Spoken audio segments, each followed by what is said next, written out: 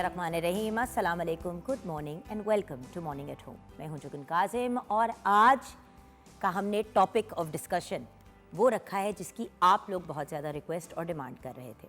बहुत से लोग मैसेजेस करके ये कह रहे थे कि हमें बताएं कि जॉइंट पेन, ये जो हम कहते हैं ना गिट्टे गोडों में दर्द हो रही होती है, वो उसके बारे में हम क्या करें। होता ये है कि व्यूअर्स, जब सर्दी की शिद्दत बढ़ जाती है, जैसे कि आजकल बहुत ज़्यादा सर्दी है और हम कोशिश करते हैं अपने आप को वार्म रखने की, लेकिन फॉर सम वियर्ड रीज़न हमारे जॉइंट्स के अंदर बहुत ज़्यादा पेन होनी शुरू हो जाती है।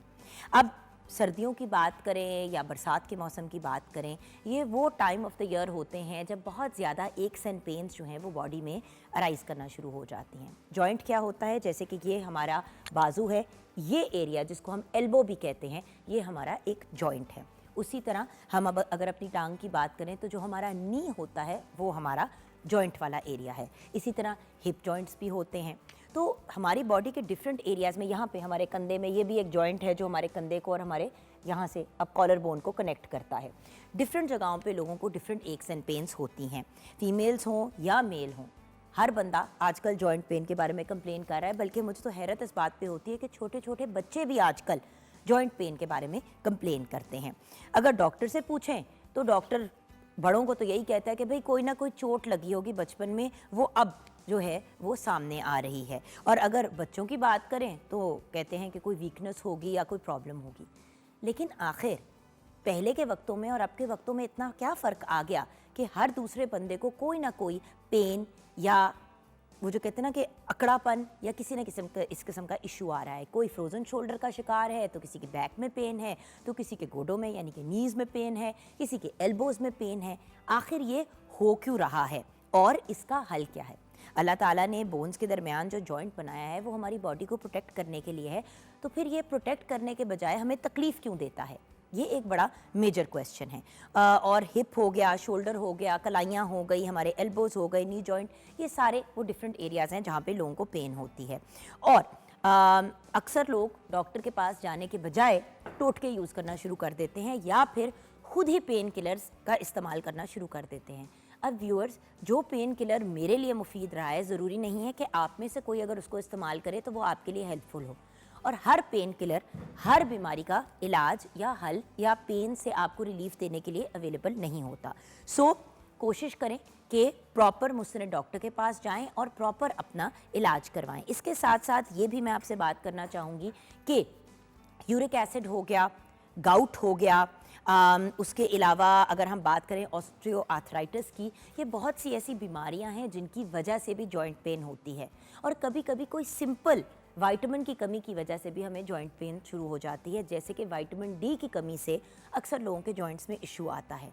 असल में विटामिन डी वो विटामिन है जिसकी हमें ज़रूरत होती है ताकि हमारे जिस्म में कैल्शियम अब्जॉर्ब हो सके। अब कैल्शियम हमारे जिस्म में अगर अब्जॉर्ब नहीं होगा, चाहे हम जितना भी दूध, दही और दूध से बनी हुई अज्जा का इस्तेमाल करें, तो फिर हमारे प्रॉब्लम का हल कैसे हमें मिलेगा? सो आफ्टर ऑल, क्या हमें लाइफस्टाइल चेंज करना है?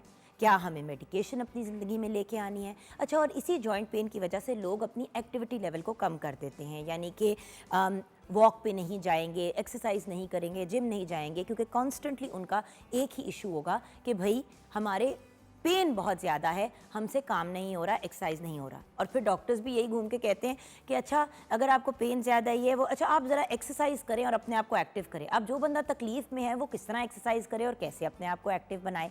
तो ये एक कैच 22 की सिचुएशन होती है जिसमें इंसान बहुत बुरी तरह से फंस जाता है।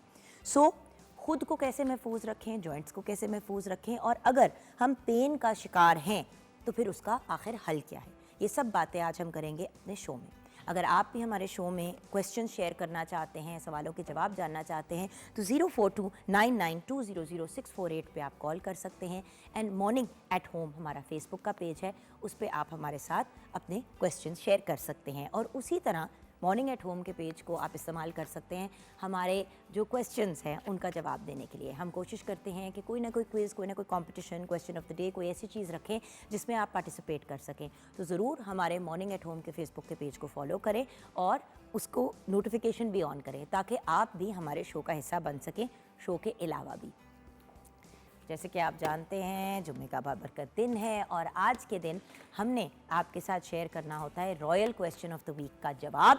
और विनर का नाम। लकी ड्रॉ के थ्रू हम ऑलरेडी जो विनर हैं उनको उनका नाम जो है वो निकाल चुके हैं थ्रू लकी ड्रॉ, सो वो अभी मैं अनाउंस करूंगी। लेकिन ये रॉयल की वॉशिंग मशीन, आखिर इसमें क्या ऐसी क्वालिटीज़ हैं जो हम बार बार आपको कहते हैं कि ज़रूर इसको ख़रीदें।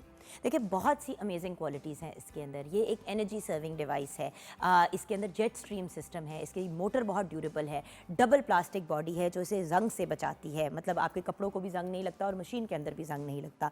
ये एक बड़ी ड्यूरेबल पावरफुल मोटर इसके अंदर है। सिंक लिड का इसके अंदर ऑप्शन है, वाटर फॉल और वो भी 3-वे वाटरफॉल सिस्टम है, लार्ज पल्सेटर है जो ना कोई दाग छोड़े और मुकम्मल धुलाई करे। और जब ये सारी चीज़ें कंबाइन होती हैं तो फिर आपके साबुन यानी कि डिटर्जेंट का भी खर्चा कम होता है। उसके अलावा आपकी बिजली भी बचती है और कुछ ही लम्हों में आपके कपड़े जो हैं बिल्कुल साफ़ सुथरे हो जाते हैं। और उसके साथ 6+1 ईयर्स की वारंटी भी है, यानी कि 6+1 ईयर्स की जब आपको वारंटी भी मिलती है तो अगर आपकी मशीन में कोई इश्यू आ जाता है, कोई प्रॉब्लम हो जाती है तो वो आप घर पे ही होम सर्विस के थ्रू उसको ठीक करवा सकते हैं। सो आप भी रॉयल की वॉशिंग मशीन ज़रूर घर लेके आइएगा। और हमारा question of the week royal का कुछ ये था, पाकिस्तान का कौमी खेल कौन सा है?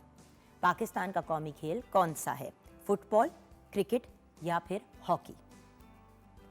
सही जवाब आपके साथ शेयर करना चाहूँगी। The right answer to the question is hockey. Pakistan का कौमी खेल, इवन दो बहुत ज़्यादा लोग शौक से क्रिकेट को देखते हैं, फुटबॉल को भी देखते हैं, लेकिन हॉकी पाकिस्तान का कौमी खेल है। और हमारे विनर जिन्होंने जीती है रॉयल की वॉशिंग मशीन, उनका नाम है मोहम्मद जाहिद हुसैन फ्रॉम लाहौर।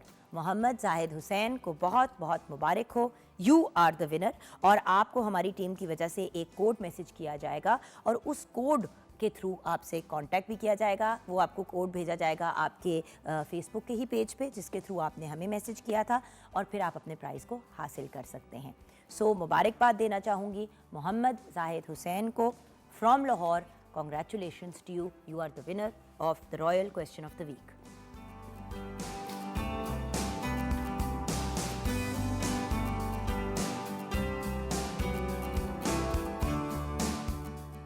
जी हाँ व्यूअर्स, आ गए हैं हम शेफ़ कोमल मलिक के पास। अस्सलाम वालेकुम। वालेकुम अस्सलाम। अच्छा कोमल, मुझे ये बताइए कि कभी जॉइंट्स में, कभी गिट्टे गोडों में पेन हुई है?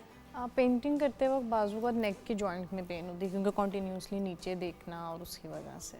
बट वही वाली चीज़ है ना, मतलब हम बहुत ज़्यादा जो है हर दूसरे बंदे से अगर पूछे तो उसे किसी ना किसी की किस्म की जॉइंट या बोन से रिलेटेड पेन होती है, और हम फिर घरेलू टोटके ट्राई करते रहते हैं।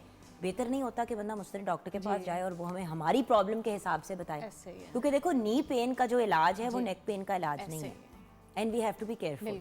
अच्छा ये बताओ कि आज हम बना क्या? आज हम टर्किश कबाब बना रहे हैं, साथ ग्रिल्ड वेजिटेबल्स और साथ कश्मीरी चाय। बिल्कुल सर, तो रेसिपीज। टर्किश कबाब के लिए चाहिए कीमा 1 किलो, प्याज 100 ग्राम, अदरक लहसुन का पेस्ट 2 खाने के चम्मच, हरी मिर्च 2 अदद, पुदीना 6 से 7 खाने के चम्मच, नमक हस्बे जायका, काली मिर्च आधा खाने का चम्मच, ज़ीरा पिसा हुआ आधा खाने का चम्मच, गरम मसाला आधा खाने का चम्मच।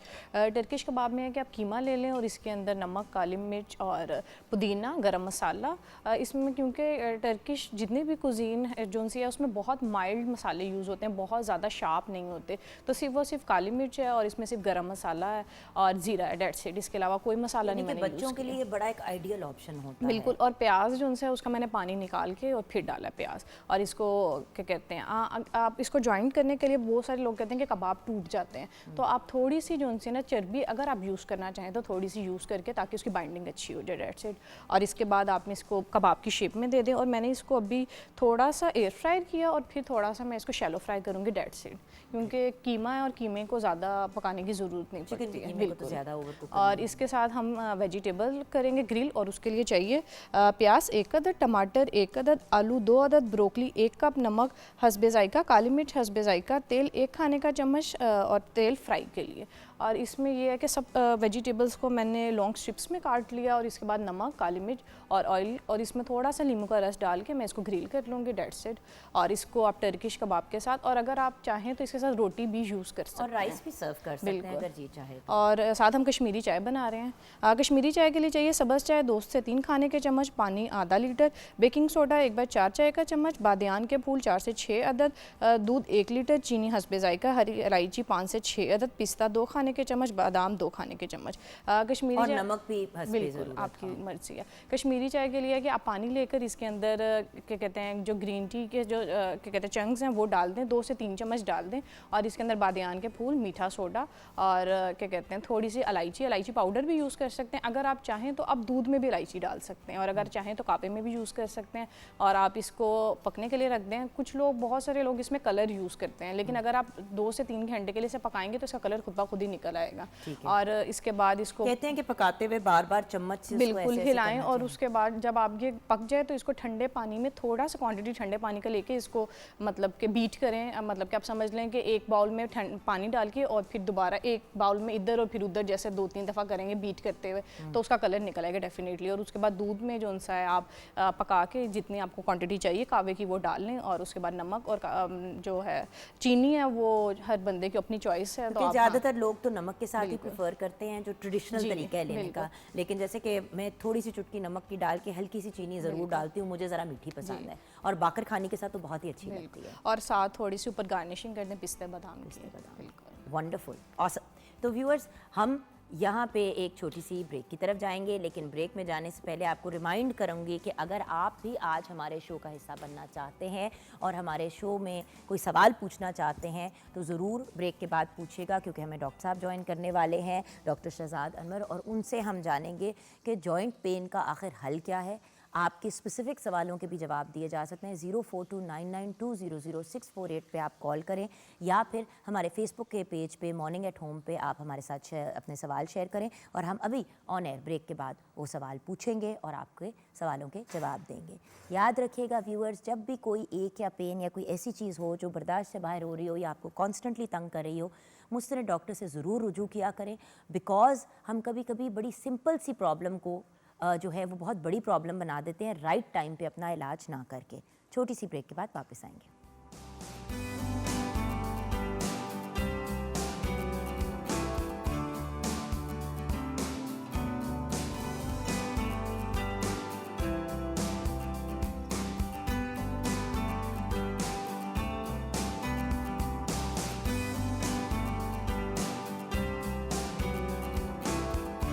जी हाँ viewers, welcome back from the break. अब हमें ज्वाइन किया है डॉक्टर शहजाद अनवर ने, जो हमारे सारे गिट्टे गोडों की एक्स एंड पेन्स का हमें हल बताएंगे, या कम से कम उनको मैनेज करना ज़रूर हमें सिखाएंगे। आप interventional spine and pen medicine physician हैं, इसके अलावा मेडिकल एक्यूपंक्चरिस्ट भी हैं।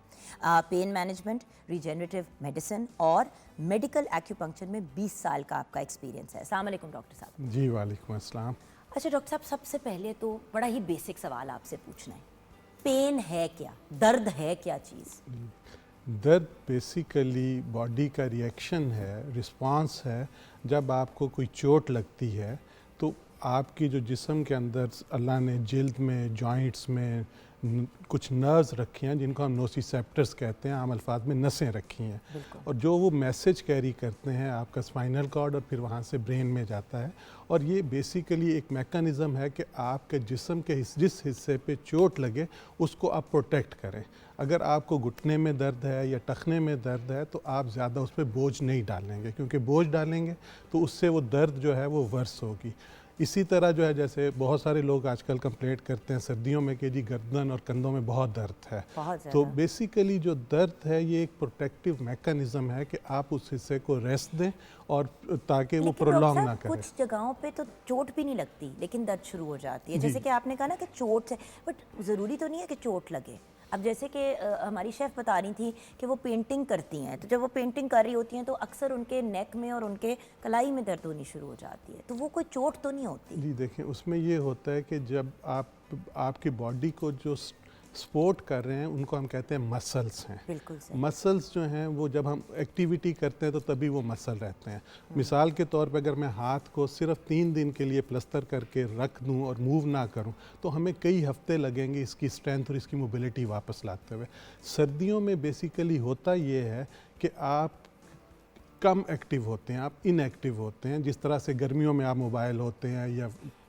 लेकिन डॉक्टर साहब, क्या ये फैक्ट नहीं है कि अगर हम सर्दियों में ज़्यादा एक्टिव हों तो हमें फ़िज़िकल रिजल्ट्स भी बेहतर मिलते हैं? यानी कि जो लोग विंटर में अपना वेट कम करने की कोशिश करते हैं उनका वज़न ज़्यादा विंटर में कम होता है, इसमें क्योंकि हमारी बॉडी वैसे भी ज्यादा कैलोरीज बर्न कर रही होती है, राइट? बिल्कुल ऐसे ही ये है। मैंने कहीं पढ़ा था रिसेंटली, ये तो मैंने आपका कहा जो मैं आपसे रेस्टिंग पूछूंगी। मेटाबॉलिज्म है वो इंक्रीज करता है। अच्छा। जबकि होता ही है कि नेचुरली आप सर्दी की वजह से आप सुकड़ते हैं और थोड़ा कम एक्टिव होते हैं, तो उसकी वजह से जो जॉइंट्स हैं, ख़ासकर जो पेरिफेरल जॉइंट्स हैं, आपके टखने हैं, आपके नीज़ हैं, वहाँ पे ब्लड फ्लो कम होता है। एक चीज़, जब ब्लड फ्लो कम होगा तो उसकी वजह से वहाँ पे जो बॉडी का एक अपना वेयर टेयर और एक रिपेयर का मैकेनिज़्म है, जिसको हम एनाबॉलिज्म और कैटाबॉलिज्म कहते हैं। तो जब सर्दी की वजह से आपकी एक्टिविटी नहीं होती, ब्लड फ्लो कम होता है, तो वहाँ पे वो जो आपके टॉक्सिन्स हैं या इन्फ्लेमेटरी सब्सटेंसेस हैं, वो वहाँ पे थोड़े ज़्यादा होते हैं, जिसकी वजह से पेन और स्टिफनेस या खिंचाव ज़्यादा हो सकता है। अच्छा डॉक, एक और बड़ा इंपॉर्टेंट सवाल, अक्यूट पेन या क्रॉनिक पेन और नॉर्मल पेन, मतलब कोई डिग्रीज होती हैं पेन की? जी देखें, एक्यूट पेन हम उसको कहते हैं कि जिसकी हमें कोई ना कोई डेफिनेटिव वजह मालूम हो। चोट हो सकती है, कोई ज़ख़म हो सकता है, सर्जरी के बाद की दर्द है, कोई जॉइंट सूजा हुआ है उसकी दर्द है, और वो दर्द जो है वो अगर वजह ठीक होने के बाद ठीक हो जानी चाहिए तो that is called acute pain. और इसकी जो ड्यूरेशन है ये चंद दिन या चंद हफ्ते हो सकती है। अगर यही दर्द 3 माह से ज़्यादा परसिस्ट करे और असल वजह ठीक होने के बावजूद भी परसिस्ट करे तो उसको हम क्रॉनिक या दायमी दर्द कहते हैं। ओके। तो दायमी दर्द वो दर्द है कि जिसकी कोई डेफिनेटिव कॉज ना हो और वो 3 महीने से ज़्यादा परसिस्ट करे, तो उसको हम क्रॉनिक पेन कहते हैं। तो जो एक्यूट पेन है वो तो मैंने जैसे पहले बताया कि एक प्रोटेक्टिव फंक्शन जो है वो देती है कि आप उस बॉडी पार्ट को रेस्ट दें, या जैसे सर्जरी है आप पूरी तरह से मोबाइल नहीं होते, रेस्ट देते हैं, जैसे वो ठीक हो जाता है तो आप नॉर्मल एक्टिविटी। जबकि क्रॉनिक पेन जो है, जितनी आपकी जोड़ों की दर्दें हैं, मस्कुलोस्केलेटल पेन्स हैं, न्यूरोपैथिक पेन्स हैं जो 3 महीने से ज़्यादा परसिस्ट करती हैं, वो क्रॉनिक पेन है। और क्रॉनिक पेन जो है बजाय कि कोई प्रोटेक्टिव इसका कोई इफ़ेक्ट हो, ये उल्टा डैमेज करती है। और वो लोग जिनको मुस्तकिल सर में दर्द रहता है, गर्दन कंधों में खिंचाव रहता है, बैक पेन है, तो उसमें इसकी वजह से साथ साइकोलॉजिकल प्रॉब्लम्स भी आ जाती हैं कि ऑब्वियसली चिड़चिड़ापन है, बेचैनी, आप अपना काम नहीं कर सकते, अपनी रोज़ी रोटी नहीं कमा सकते, अपनी डेली एक्टिविटीज़ नहीं परफॉर्म कर सकते, रात को नींद नहीं आती है, सुबह उठते हैं अकड़ाव होते हैं। तो ये सारी चीज़ें जो हैं ये नेगेटिवली इफ़ेक्ट करती हैं। तो क्रॉनिक पेन बजाय कि आपको फ़ायदा दे, उल्टा एक बहुत बड़ा चैलेंज है और ये परसिस्ट करती है अगर हम उसको प्रॉपरली ट्रीट ना करें। ओके। अब मुझे ये बताइए डॉक्टर साहब, सबसे पहले हम अगर आप ये बता दें कि जॉइंट्स में पेन होता किन वजूहात की वजह से है, तो फिर उसके बाद हम स्पेसिफिक जगहें दिखाना शुरू करेंगे। कुछ हमारे पास तस्वीरें भी हैं। जॉइंट पेंस की बहुत सारी वजूहात हैं। जो सबसे कॉमन वजह जो मिडल एज में होती है उसको हम कहते हैं डीजनरेशन की वजह से, जिसको हम ओस्टियोआर्थराइटिस कहते अच्छा, हैं। मिडिल एज आप किसको कंसिडर करते हैं? Anything between 40 to 60, 65। 40 to 60 के बीच में जो दर्दें उठती हैं। जी ठीक है। तो वो बेसिकली क्या होता है कि जी हमारी सारा, जब हम खड़े होते हैं या चलते हैं तो हमारा सारे का सारा वेट जो है वो नीज़ पे और एंकल्स पे आता है, और ऊपर से इस एज में आके हमारी ख़वातीन या हम लोग अपना वेट इंक्रीज़ कर लेते हैं। दूसरी वजह यह है कि ख़वातीन जब मिडल एज में आती हैं और उनका जो मेंस्ट्रुअल साइकिल है वो ग्रेजुअली मीनोपॉज की तरफ जब जाते हैं तो बॉडी में साथ कुछ हार्मोनल चेंजेस आती हैं। यंग फर्टाइल एज में ईस्ट्रोजन जो है वो ज़्यादा डोमिनेट करता है और उसकी वजह से बोन के अंदर कैल्शियम एब्जॉर्प्शन और वो सारी चीज़ें बेहतर होती हैं। जबकि जैसे मीनोपॉज की तरफ जाते हैं या मीनोपॉज आता है तो बॉडी में ईस्ट्रोजन की जगह प्रोजेस्ट्रोजन जो हार्मोन है उसका लेवल इंक्रीज़ करता है, और उसकी वजह से बजाय कि कैल्शियम एब्जॉर्ब हो, कैल्शियम तेज़ी से हड्डियों से निकलता है, जिससे ओस्टियोपीनिया, ओस्टियोप्रोसेस, और उसकी वजह से जब लोकली डैमेज होगा जो मसल्स, नर्व्स हैं जॉइंट्स के अराउंड, तो उसको फिर क्रॉनिक पेन या हम उसको ओस्टियोआर्थराइटिस की वजह से जो दायमी दर्द है वो होता है। ओके। अच्छा, अब पहली हमारे पास कुछ तस्वीर है, क्योंकि डॉक्टर साहब शुरू तो, बल्कि चले हेड से ही शुरू करते हैं। सर के एरिया के अराउंड कौन सी पेन्स आपके सामने ज़्यादा आती हैं? देखिए, अगर हम सर दर्द की बात करें तो सबसे कॉमन जो रीज़न है सर दर्द की, उसको हम टेंशन टाइप हेडेक कह सकते हैं या सर्वाइकोजेनिक हेडेक कहते हैं।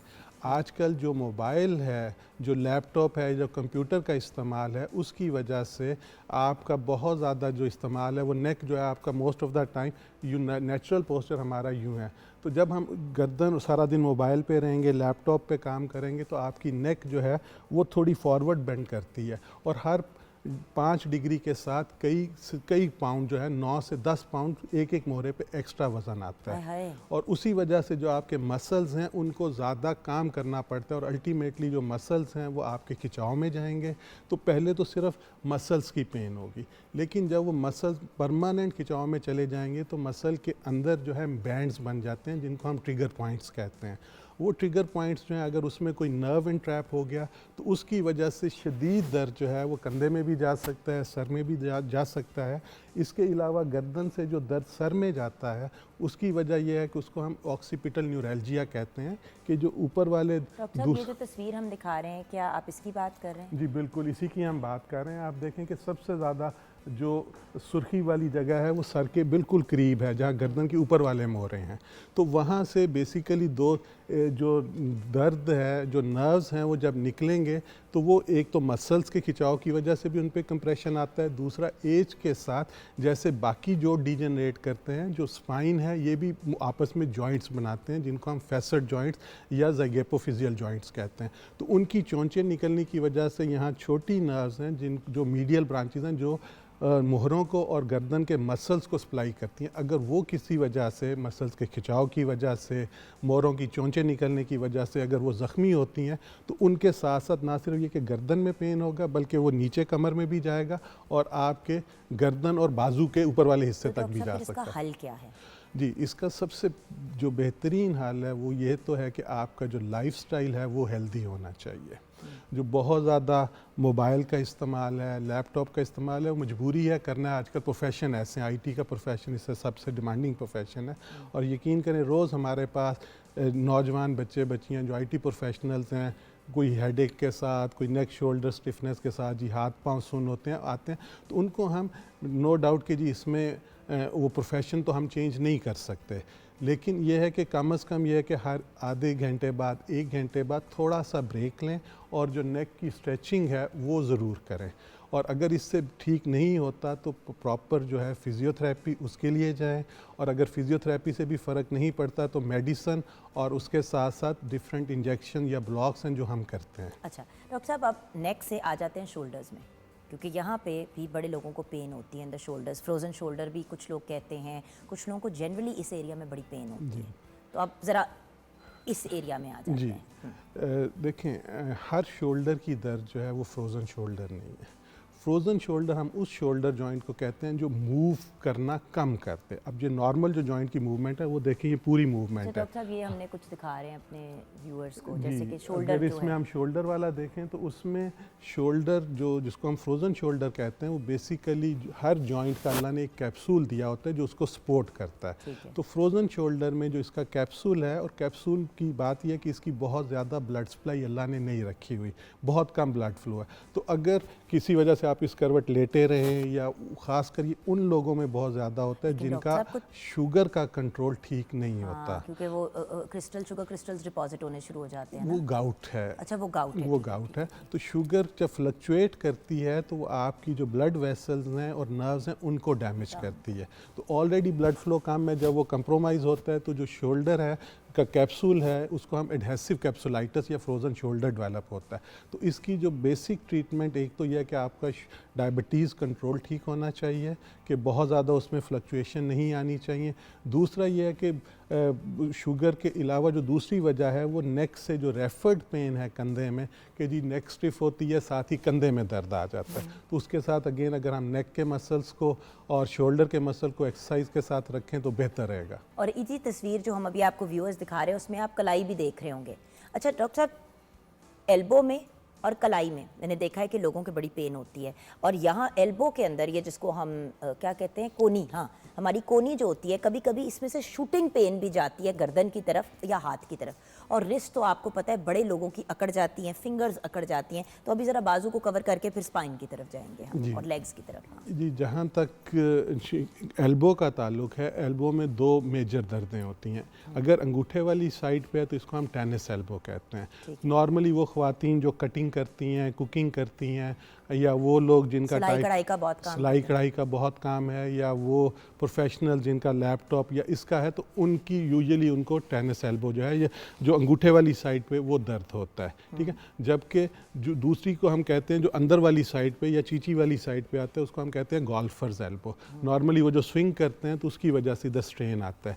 तो ज़्यादा कॉमन जो दर्द है वो हमें टेनिस एल्बो होता एक्चुअली है। मेरे हस्बैंड को भी ना, क्योंकि टाइपिंग बहुत करते हैं, तो उनको स्पेशली डॉक्टर ने कुछ दिए हुए हैं इस तरह करके, पता नहीं क्या मोबिलाइज करने के लिए, Splints ग्लव्स कहते हैं, जैसे, जी। स्प्लिंट्स जैसे, तो वो पहन के वो टाइप करते हैं। लगते तो बहुत फनी है, लेकिन मुझे यही बता रहा था फैसल कि कहते हैं इतना पेनफुल होता है, इतना पेनफुल होता है, मैं बता नहीं सकता तुम्हें, हाथ नहीं हिलते। बिल्कुल ऐसे और ही है। उससे थोड़ी सी उनको सपोर्ट मिल गई है। बिल्कुल।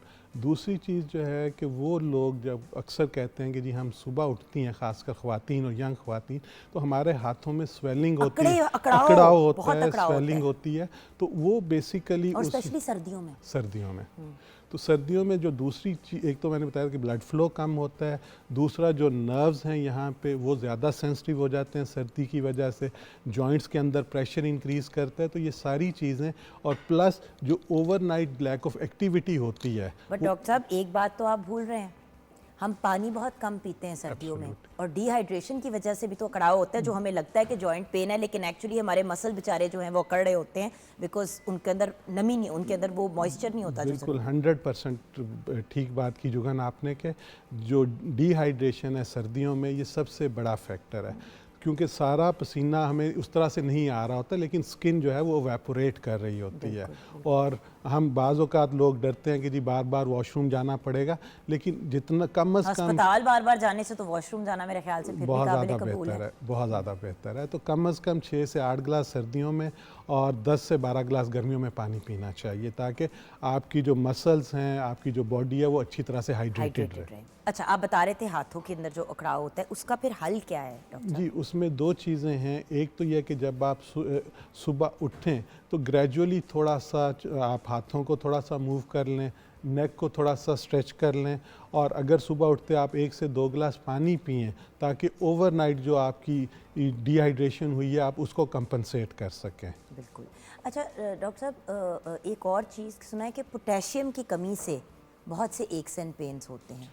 देखें, पोटाशियम जो है वो आपके स्मूथ मसल्स और उसमें तो उसका बहुत डेफिनेटिव रोल है, लेकिन उसका जॉइंट में कोई ताल्लुक? जॉइंट पेन्स पे एज सच कोई ऐसी एविडेंस नहीं है। मैग्नीशियम और जो सोडियम है, ऑब्वियसली जब आप का डिहाइड्रेशन होगी तो उसमें सारे के सारे इलेक्ट्रोलाइट्स कंप्रोमाइज़ करते हैं। एक और चीज़ जो सर्दियों में अक्सर लोग कहते हैं कि जी रात में क्रैम्पिंग कड़ल पड़ते हैं। अच्छा, इसकी तरफ हम जाएंगे, क्योंकि अब हम अपनी नेक से जा रहे हैं स्पाइन की तरफ, हिप्स की तरफ और फिर लेग्स की तरफ, लेकिन ब्रेक के बाद हमने अपर बॉडी तो कुछ हद तक व्यूअर्स कवर कर दी है। अब हम अपनी रीढ़ की हड्डी की बात करेंगे, अपनी लेग्स की बात करेंगे, स्पेशली जिनके गोडों में अक्सर लोगों की शिकायत होती है, याद कि हमारी हिप में दर्द हो रही है या हमारे एल्बोज, हमारी नीज़ में दर्द हो रही है, और बहुत से लोगों की एड़ियों में, एंकल्स में बड़ी दर्द होती है, और बहुत ज़्यादा उनका एंकल जो है मुड़ जाता है या ट्विस्ट भी हो जाता है। इस पे बात करेंगे ब्रेक के बाद।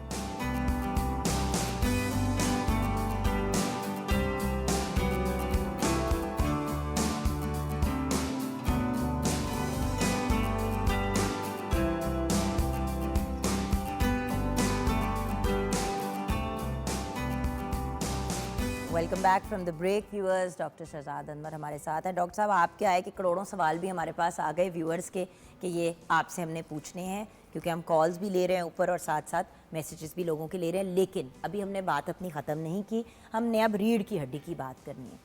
डॉक्टर साहब, हर दूसरा बंदा आजकल कहता है मेरी L4 L9 पता नहीं की, देखो 2-4 नंबर बता देते हैं आपको, कहते हैं उसमें बड़ी प्रॉब्लम है।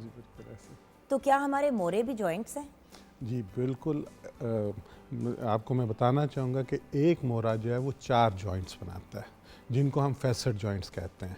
अगर से कि जी हम कमर के जो सेकंड लास्ट मोरा है L4, उसकी बात करें तो वो 2 जोड़ जो है वो L3 मोरे के साथ बनाएगा और 2 जोड़ जो है वो L5 के साथ बनाएगा। तो इन जॉइंट्स को हम फैसेट जॉइंट्स कहते हैं। नॉर्मली तो जॉइंट का जो अल्लाह ने पर्पज़ रखा है, जैसे नी जॉइंट है या शोल्डर जॉइंट है या रिस्ट जॉइंट है, आप कर सकें कि आपकी मूवमेंट को फैसिलिटेट करें। जबकि जो कमर के जॉइंट्स हैं ये अल्लाह ने इसलिए हमें दिए हैं कि हम मूवमेंट भी करें और मूवमेंट को वो रिस्ट्रिक्ट करें। अच्छा, रिस्ट्रिक्ट। अगर हम बात करें कि गर्दन की, गर्दन आपकी रोटेट भी करती है, फॉरवर्ड लैटरल लेकिन सारी पूरी घूम नहीं सकती। नहीं घूम, देखिए ना घूम रही है, लेकिन कमर को आप ये सारा कुछ नहीं कर सकते। तो जो गर्दन के मोरों के जॉइंट्स हैं वो डिफरेंट हैं, वो अल्लाह ने इस तरह से प्लेस किए हुए हैं। ठीक है। जबकि कमर के जो जॉइंट्स हैं वो अल्लाह ने यूं प्लेस किए हैं कि आप फॉरवर्ड और बैकवर्ड बेंडिंग कर सकें, आप रोटेट नहीं कर सकते। तो ये ना सिर्फ ये कि आपकी मूवमेंट को फैसिलिटेट करते हैं, बल्कि आपकी मूवमेंट को रिस्ट्रिक्ट भी करते हैं ताकि आपके हराम मग़ज़ पे ज़रूरत से ज़्यादा बोझ ना आए और उसकी वजह से कोई डैमेज ना हो सके। तो ये जो जॉइंट्स हैं, जैसे बाकी जॉइंट्स डीजनरेट करते हैं, इसी तरह सबसे जो जल्दी जॉइंट जो डीजनरेट करते हैं वो गर्दन के मोहरों के, और साथ साथ जो गर्दन की डिस्क हैं वो डीजनरेट करती है।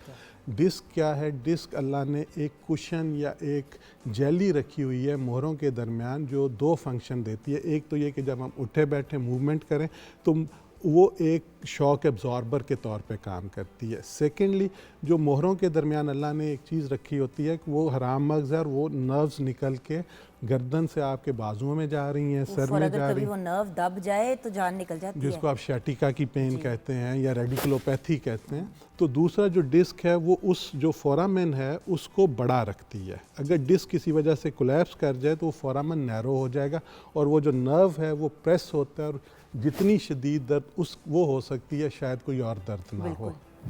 तो डॉक्टर साहब, स्पाइन में तो ये वाला इशू हो सकता है, लेकिन अल्लाह का शुक्र है कम ही बंदे को सुनने, मतलब अगर कोई बहुत ज़्यादा कोई एक्सीडेंट हो जाए या कोई इस तरह की चीज़ होता है तो यूजुअली तभी प्रॉब्लम होती है, राइट?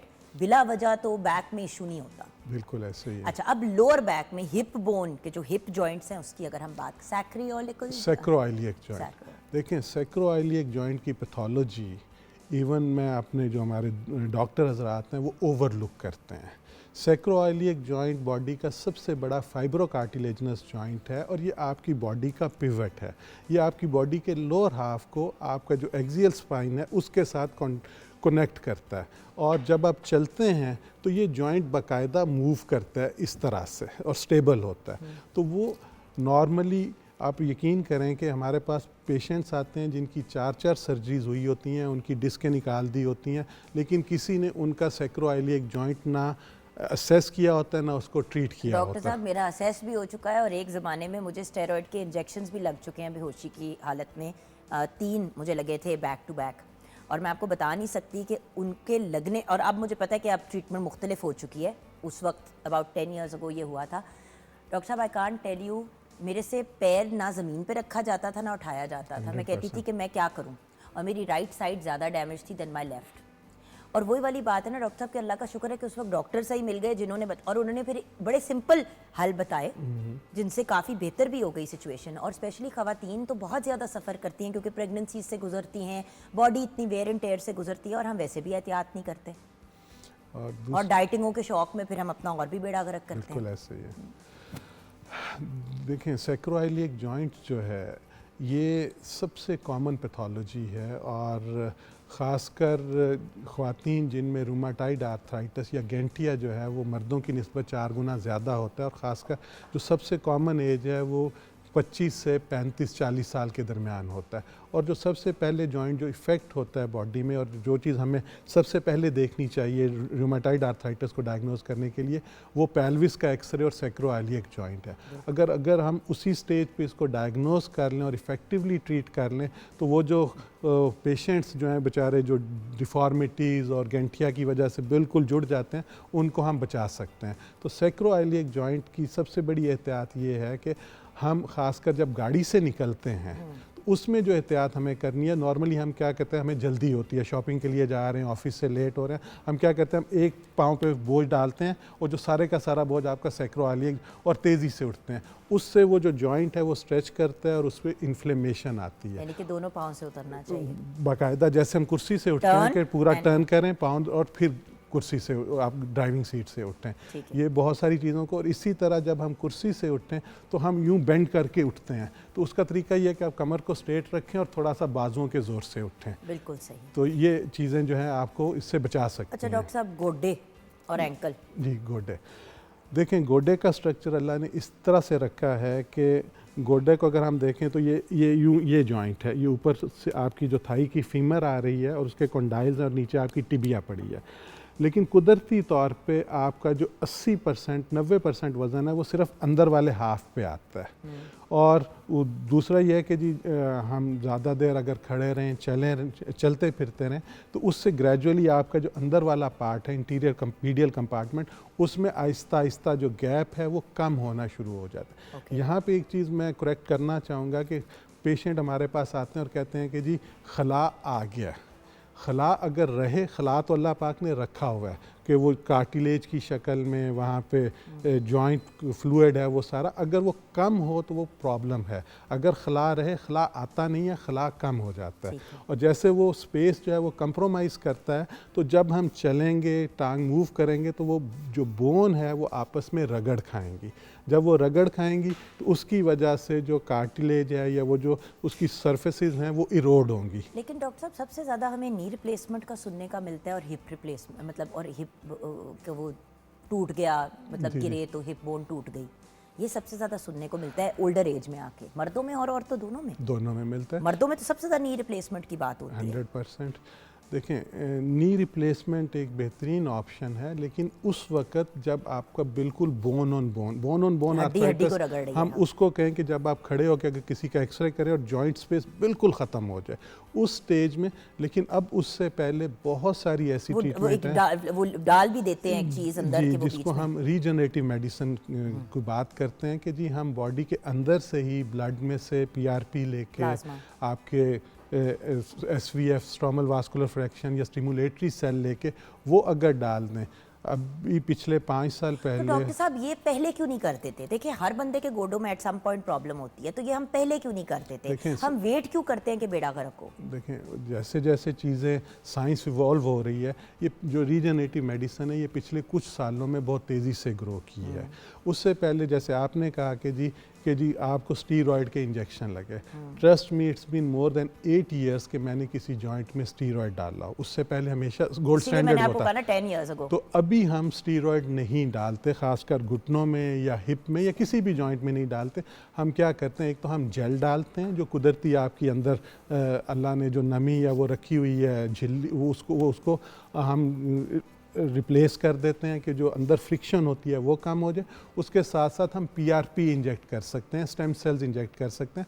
जो जेल है उसका फंक्शन ये है कि जो हड्डी रगड़ खा रही है कुशन हो जाएगा, प्लस जो ये रीजनरेटिव जो चीज़ें हम डाल रहे हैं PRP, स्टेम सेल्स, SVF, उससे ये है कि वो कुदरती तौर पे जो वहाँ पे वेयर टेयर होती है ना सिर्फ उसमें कमी आती है बल्कि नए सेल्स बनते हैं और आपके वही जो घुटने या हिप्स हैं वो सालों चलते हैं। अच्छा डॉक्टर साहब, फाइनली एंकल्स की बात कर लें, क्योंकि एक चीज़, जिस तरह आपने हाथ के अकड़ाव की बात की, मैंने ऐसे लोग भी देखे जिनके पाँव में अकड़ाव आता है और फिर उंगलियां ना ऐसे जुड़ना शुरू हो जाती हैं, पेन के मारे ना स्प्लिट होना शुरू हो जाती हैं, और ये एपिसोड्स होते हैं। ये क्या होता है? देखिए, जो उंगलियों का स्प्लिट होना, ये जैसे थाई में या कहीं पे भी क्रैम्प आता है, इसी तरह जब पाँव के मसल्स में क्रैम्प आते हैं तो आपकी उंगलियां जो हैं वो इसी तरह टेढ़ी होनी शुरू हो जाती हैं। तो उसमें 2 चीज़ें हो सकती हैं, एक तो डिहाइड्रेशन और इलेक्ट्रोलाइट इम्बैलेंस है, दूसरी चीज़ जिसको हम कहते हैं न्यूरोजेनिक क्लॉडिकेशन। एक बहुत कॉमन टर्म आपने सुनी होगी स्पाइनल स्टीनोसिस, कि जो हराम मग़ज़ की नाली है इसका एक अल्लाह ने डायामीटर रखा हुआ है। अगर वो डायामीटर बरकरार रहेगा तो आपकी जो नर्व्स कॉर्डा क्वेना वो निकल के नीचे टांगों और पाँव में जा रही हैं वो खुली रहती हैं। अगर उम्र के साथ साथ जॉइंट्स बढ़ने से, लिगामेंट्स की हाइपरट्रॉफी की वजह से वो कैनाल जो है वो सिकुड़ती है या उसका डायमीटर कम होता है तो वो नर्व्स जो हैं वो दबते हैं, तो उसकी वजह से ये क्रैम्पिंग पेन और वो सारा कुछ होता है। जहाँ तक टखनों की स्वेलिंग या उसमें एक बड़ी चीज़ जो देखने वाली है वो आपका। डॉक्टर साहब, एक सवाल भी इससे एग्जैक्ट आया हुआ है, शायद इससे कनेक्टेड ही हो। मेरा नाम कौसर है, मैं सियालकोट से बोल रही हूँ। कभी पहले ऐसे कभी नहीं हुआ, लेकिन इस साल मेरे एंकल्स में बहुत स्वेलिंग हो रही है और मेरे से चला भी नहीं जा रहा। मैं नीम गर्म पानी में पाँव भी डिबोती हूँ लेकिन कोई फ़र्क नहीं पड़ता। तो मैंने कहा इस तरह से कौसर का भी जवाब का हमें। उसमें एक चीज़ जो देखने वाली है, अगर स्वेलिंग और रेडनेस है और आपके जॉइंट्स टखने जो हैं वो सूजे हुए हैं तो कभी भी गर्म टकोर नहीं करनी। कभी भी गर्म टकोर नहीं करें। ठंडे से तो जान जाती ठीक है, तो अब अगर आपने ठंडी टकोर तो आइडियल है, अगर नहीं कर सकते कम से कम सेक ना दें। और दूसरी चीज़ ये है कि ये जो खातून है कौसर, ये अपना यूरिक एसिड लेवल ज़रूर चेक करवाएं, क्योंकि सर्दियों में खाने में हम बहुत शौक से साग खाते हैं, ख़ासकर पंजाबी, और सबसे ज़्यादा जो यूरिक एसिड इंक्रीज़ करता है वो पालक और साग से है। तो जितनी तो एक तो ये कि वो अपनी डाइट में थोड़ी सी मॉडिफिकेशंस करें, जो भी उनके करीब प्रॉपर पेन स्पेशलिस्ट या जो भी हैं उनसे कंसल्ट करके अपना यूरिक एसिड वगैरह चेक करवाएं, और खाने को मॉडिफाई करें कि मीट जो रेड मीट है उसको अवॉइड कर लें, चने की दाल जो है, टमाटर है, पालक साग से अवॉइड करें। और उसके साथ ये है कि वो गरम टकोर गर्म पानी में रखने की बजाय ठंडी टकोर तो एक और गरम टकोर का आया हुआ है सवाल। मेरा नाम सकीना है, गुजरांवाला से बात कर रही हूँ। मेरी लोअर बैक में रीढ़ की हड्डी में नीचे करके बहुत दर्द होती है। मैं गर्म पानी से हीट भी देती हूँ, गर्म पानी की बोतल से हीट भी देती हूँ, वक्ती फ़र्क पड़ जाता है, लेकिन फिर से पेन होने लगती है। कोई ट्रीटमेंट बताएं। जी अगेन ये वैसे आपने बड़ा जनरल सवाल पूछा है सकीना, और अब मतलब जब तक आपका एक्सरे नहीं होगा, प्रॉपर चेकअप नहीं होगा, तो एक जनरल बात ही हो सकती है। जी सर। उसमें यह है कि इस खातून का वज़न कितना है, ये बड़ा इम्पॉर्टेंट है। दूसरी चीज़ ये कि एज का फैक्टर क्या है और इनका एक्टिविटी लेवल कितना है। हम जो कमर के दर्द की सबसे बड़ी वजह मॉडर्न लाइफस्टाइल में है, वो है घंटों के हिसाब से बैठना। वो जो हम बैठे रहते हैं, जैसे अभी हम लोग बैठे हैं तो हमारा सारे का सारा वज़न जो है वो लंबोसेक्रल स्पाइन लोड हो रहा है। तो मतलब मैं हमेशा एडवाइस करता हूँ अपने पेशेंट्स को कि आप जहाँ भी हैं कोशिश करें कि 20-30 मिनट्स के बाद सिर्फ उठ के थोड़ा सा स्ट्रेच कर लें। अगर नहीं उठ सकते तो ऐसी कमर को सीधा करके एक आधा सेकंड जो ये सिर्फ स्ट्रेच किया और उसके बाद रिलैक्स कर दिया। उससे ये होगा कि बैठे रहने से एक तो आपके मसल्स और नर्व्स जो हैं वो लोड होते हैं, ब्लड फ्लो कंप्रोमाइज़ होता है। दूसरी जो प्रॉब्लम है कमर दर्द की, कि अक्सर ख़वातीन या लोग शिकायत करते हैं कि जब सुबह उठते हैं तो उठ के चला नहीं जाता, कमर बहुत अकड़ी होती है, टांगें बहुत अकड़ी हुई होती हैं, घुटने अकड़े हुए होते हैं। तो उसके लिए फ़ौरन जल्दी से नहीं उठना, थोड़ा सा अगेन आराम से कर देखें। जो भाई गाड़ी का इंजन भी जब स्टार्ट करते हैं तो उसको 2 मिनट गर्म होने देते हैं, तो हम इंसान हैं, थोड़ा सा अपने आप को भी ब्रेक देनी चाहिए। नॉर्मली जब हम लेटते या उठते हैं तो हम क्या करते हैं कि जी हम पहले बेड के ऊपर टांगे लेके जाते हैं और यूं सीधा लेटते हैं, और इसी तरह जल्दी में यूं उठते हैं। ये उठना और इस तरह से सीधा उठना और लेटना इंतहाई नुकसानदेह है। और इसमें एक ये चीज़ हमें साइंस तो अब बता रही है, रसूल पाक सल्लल्लाहु अलैहि वसल्लम की सुन्नत है कि आप जब लेटने के लिए बैठें तो जैसे आप कुर्सी पे बैठते हैं उस तरह बैठें, और फिर करवट पे बाजुओं के ज़ोर पे लेटें। इसी तरह उठते हुए आप करवट लें, पहले टांगे नीचे लेके जाएं और फिर इस तरह यूँ सीधे उठने और बैठने से कमर और सैक्रोइलिक जॉइंट बहुत ज़्यादा लोड होते हैं। सिर्फ इतना करने से हम अपनी कमर की बहुत सारी तकलीफ से बच सकते हैं। डॉक्टर साहब थैंक यू सो मच हमें आज ज्वाइन करने का। और आज मसले डिस्कस करने का व्यूअर्स रीज़न ये था कि आपको एहसास हो कि आप अकेले नहीं हैं, आपको कोई यूनिक और डिफरेंट और मुख्तलिफ़ किस्म की पेन नहीं है। हर दूसरा बंदा किसी न किसी किस्म की जॉइंट पेन से सफ़र कर रहा है, लेकिन उसका इलाज घरेलू टोटकों से हट के प्लीज़ प्रॉपर मुस्तनिद डॉक्टर से रुजू करें। और जस्ट बिकॉज किसी ने अपने गोडे पे कोई दवाई लगाई है तो आप वही दवाई अपनी कमर पे लगाना शुरू कर दें, या किसी ने कमर के ऊपर फलां टकोर की तो आपने फिर अपनी गर्दन के ऊपर वो करनी शुरू कर दी। प्लीज़, ये मामलात ज़्यादा ख़राब भी हो सकते हैं और आगे जाके सर्जरी की तरफ भी जा सकते हैं। सो प्रॉपर डॉक्टर के पास जाएं, अपनी पेन मैनेजमेंट प्रॉपर तरीके से मैनेज करें, और अगर रिजेनरेटिव मेडिसिन के थ्रू आपको इलाज मिलता है तो उसको ज़रूर अवेल करें, क्योंकि आगे जाके जब चीज़ें रिमूव हो रही होती हैं और सर्जरीज हो रही होती है तो इंसान बहुत तकलीफ से गुजरता है। छोटी सी ब्रेक के बाद वापस आएंगे।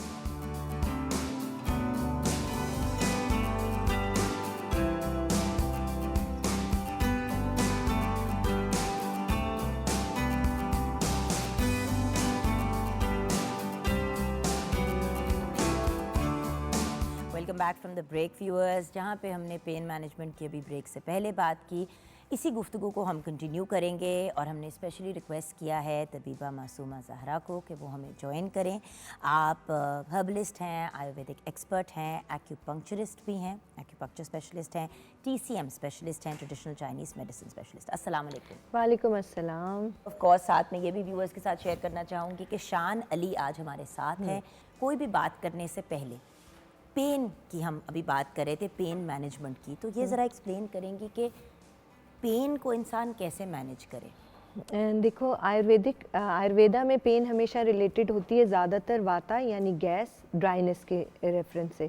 जब भी मौसम आता है सर्द खुश्क आ जाए या गर्म खुश्क आ जाए तो ये दर्दें बाहर आती हैं। ख़ास तौर पे सर्दियों में दर्दें बाहर आने की वजह वेद के या यूनानी तिब के मुताबिक जिस्म में खुश्की का बढ़ जाना है, और वो ठंडक के साथ तो है ही। आप देखो कोयटा का मौसम शदीद खुश्क और खुश्की वहाँ पे बेइंतहा कि आप वैसलीन के बगैर वहाँ गुजारा ही नहीं कर सकते, किसी भी लुब्रिकेंट के बगैर। इसी तरह जिस्म के अंदर किसी के भी अगर बॉडी एक्स एंड पेन्स हैं और वो मौसम के हिसाब से नहीं है, जर्नलाइज बॉडी पेन्स भी हैं, तो हम कहेंगे कि जिस्म में खुश्की बढ़ गई है। ऐसे में पेन मैनेजमेंट अगर ट्रेडिशनल मेडिसिन में बात करें तो इंटरनल सीज़न का चेंज करना through diet, through medication definitely, और थोड़ी बहुत अपनी चेंजेस। अब होता क्या है, सर्दियों में दर्दें क्यों बढ़ जाती हैं? ख़ास तौर पे उन लोगों के लिए कि जिनके अंदर ड्राइनेस पहले से एग्जिस्ट करती है। वो सिर्फ इस वजह से कि हम ऐसी चीज़ों का इस्तेमाल बढ़ा देते हैं, जिस तरह सूप्स का इस्तेमाल बढ़ा दिया जाता है, नट्स का इस्तेमाल बढ़ा दिया जाता है। तो आज हम उसके ऊपर बात करेंगे कि इस मौसम में दर्दों वालों को कौन से नट्स और चीज़ें लेनी चाहिए ताकि वो इंटरनली भी फिट रहें। बिल्कुल सही। चले आइए पढ़ते हैं हम और जानते हैं। शान, आप बताइए कि बेटा क्या इशू है, किस वजह से आज आप हमारे साथ हैं? बेसिकली डॉक्टर साहब, मैं जब भी सोकर उठता हूँ ना तो मेरी कमर में निचले हिस्से में ना पेन रहती है। ठीक है। और ये नॉर्मली तब भी होता है जब भी मैं सो के उठता हूँ। ठीक है। और ये कितने अरसे से आप? ये मुझे 2-3 साल से है। 2-3 साल से। मैं आपकी नब्ज़ और देख क्या सकती हूँ? सर्दियों में ज़्यादा होता है? सर्दियों में ज़्यादा हो जाती है क्योंकि सर्दी फिर मुझे ज़्यादा फील होती है। ठीक। अच्छा, आप अपनी ज़ुबान अगर दिखा सको तो। अब अगर हम देखें पेशेंट को मना करते हैं ज़ुबान ना दिखाओ, डॉक्टर साहिबा कहती है ज़ुबान निकालो। अभी अगर देखें ख़ास तौर पे सर्दियों में जिनकी बॉडी एक्स एंड पेन्स होगा, कुछ होगा, तो उनकी टंग का जो टेक्सचर है ना वो सफ़ेदी की तरफ होगा, सफ़ेद कोटिंग लाजमी होगी। टिप अगर हल्की सी रेड होगी तो हम ऐसा कहेंगे कि अच्छा कई पेशेंट को शुगर क्रेविंग तो नहीं होती है, और अगर उसको शुगर क्रेविंग होती है तो मतलब कि सर्दियों में शुगर क्रेविंग पे हम चीनी खाने की तरफ जाते हैं। मैं हमेशा कहती हूँ ऐसे में सुबह उठ के 2 चम्मच जैतून का तेल ले लें तो अंदर की ड्राइनेस कम होगी और आपको अर्ज ऑफ शुगर भी बिल्कुल कम हो जाएगी। यानी कि उसी तरह निहार, मतलब उसी निहाल तरह सुबह उठते साथ ही आप एक गर्म ग्लास पानी के साथ 2 चम्मच जैतून का तेल ले लें, छोटा चम्मच ले लें। याद रखें अगर कोलेस्ट्रॉल है तो अपने तबीब से पूछ के फिर लें, हो सकता है वो आपको रोगने बादाम दें या depending on your body type. लेकिन जर्नलाइज 1 चम्मच जैतून का तेल सुबह ले लें, चाय के अंदर डाल लें, सुबह के किसी भी नाश्ते के अंदर आप एक कर लें तो वो बेहतरीन होगा। अच्छा, अब यहाँ पे इनका मसले का हल क्या है? अब कमर दर्द के लिए हम एक्यूपंक्चर को एडवाइस करते हैं, हिजामा को एडवाइस करते हैं। जर्नलाइज हम हमेशा कहते हैं कि सर्दियों के मौसम और हो सकती हैं? बिल्कुल हो सकती हैं। सिवियरिटी के अंदर तो फिर हम डेली बेसिस पे ड्राई कपिंग करते हैं। ड्राई कपिंग का मतलब विदाउट कट के हिजामा किया जाता है या ड्राई कपिंग की जाती है, जिससे बॉडी फ्लो वहाँ पे बढ़ाया जाता है, ब्लड फ्लो वहाँ पे बढ़ाया जाता है और जगह को क्योर करने की कोशिश की जाती है। अब अगर हम कमर का लेंगे तो बाजू अगर आप ऊपर कर दो, कमर के डिस्टल पॉइंट्स यानी दूर के मुकामात ऐसे हैं कि जिनको हम ट्रीट करते हैं फॉर इमरजेंसी ट्रीटमेंट। वो यहाँ पे कोनी की जो ये क्रीज़ बनती है, क्रीज़ के एंड के ऊपर, और फिर 2 पॉइंट्स इधर लगा के साथ ही लंग्स चैनल को और लार्ज इंटेस्टाइन चैनल को हम प्रिक करते हैं और बैक एक को इससे आराम देते हैं। ये सुइयों से डर तो नहीं लगता शान? नहीं, बिल्कुल। अच्छा, एक्यूपंक्चर निडल के लिए लोगों के पास बहुत सारे सवाल होते हैं कि दर्द होती है, इतनी सुइयाँ एक ही टाइम पे लगेंगी, तो ऐसा कुछ नहीं। अभी ये लगाते हैं तो देखते हैं शान कैसा फील करते हैं। और अगर वो ऑनरी चीख पड़ा तो कितना मज़ा आएगा? मेरे नहीं ख्याल के वो चीखेगा। सुई नहीं महसूस हुई? नहीं, एक्चुअली बहुत पतली होती है एक्यूपंक्चर की नीडल, इतनी वो मतलब हल्की नॉर्मल नीडल्स की तरह नहीं होती। नॉर्मल नीडल की तरह नहीं होती। नॉर्मल नीडल तो मतलब वो जो ले पंजाबी नहीं में कहते सकते। हैं त्राई निकाल देते ये हम आधा घंटे के लिए लगाते हैं। अच्छा, कई लोग सोचते हैं कि सिर्फ दर्दों में ही एक्यूपंक्चर कराना चाहिए। मैं हमेशा कहती हूँ कि सीज़न, कोई भी सीज़न आते और जाते हुए एक दफ़ा अपनी एनर्जी बैलेंसिंग ज़रूर करा लें, जो जर्नलाइज हेल्थ के लिए बहुत बेहतर है।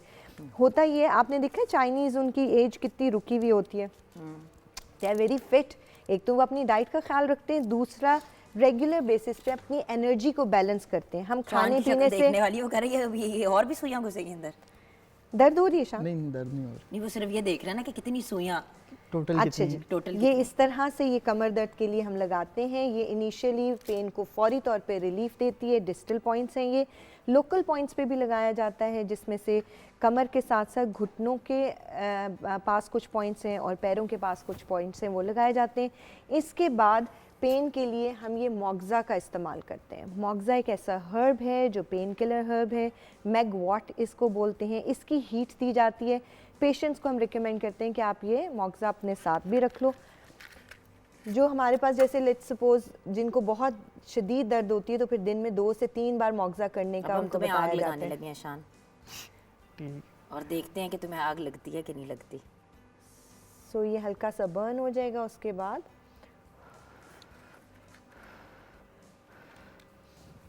इस तरह से इसको हीट दी जाती है पॉइंट्स को।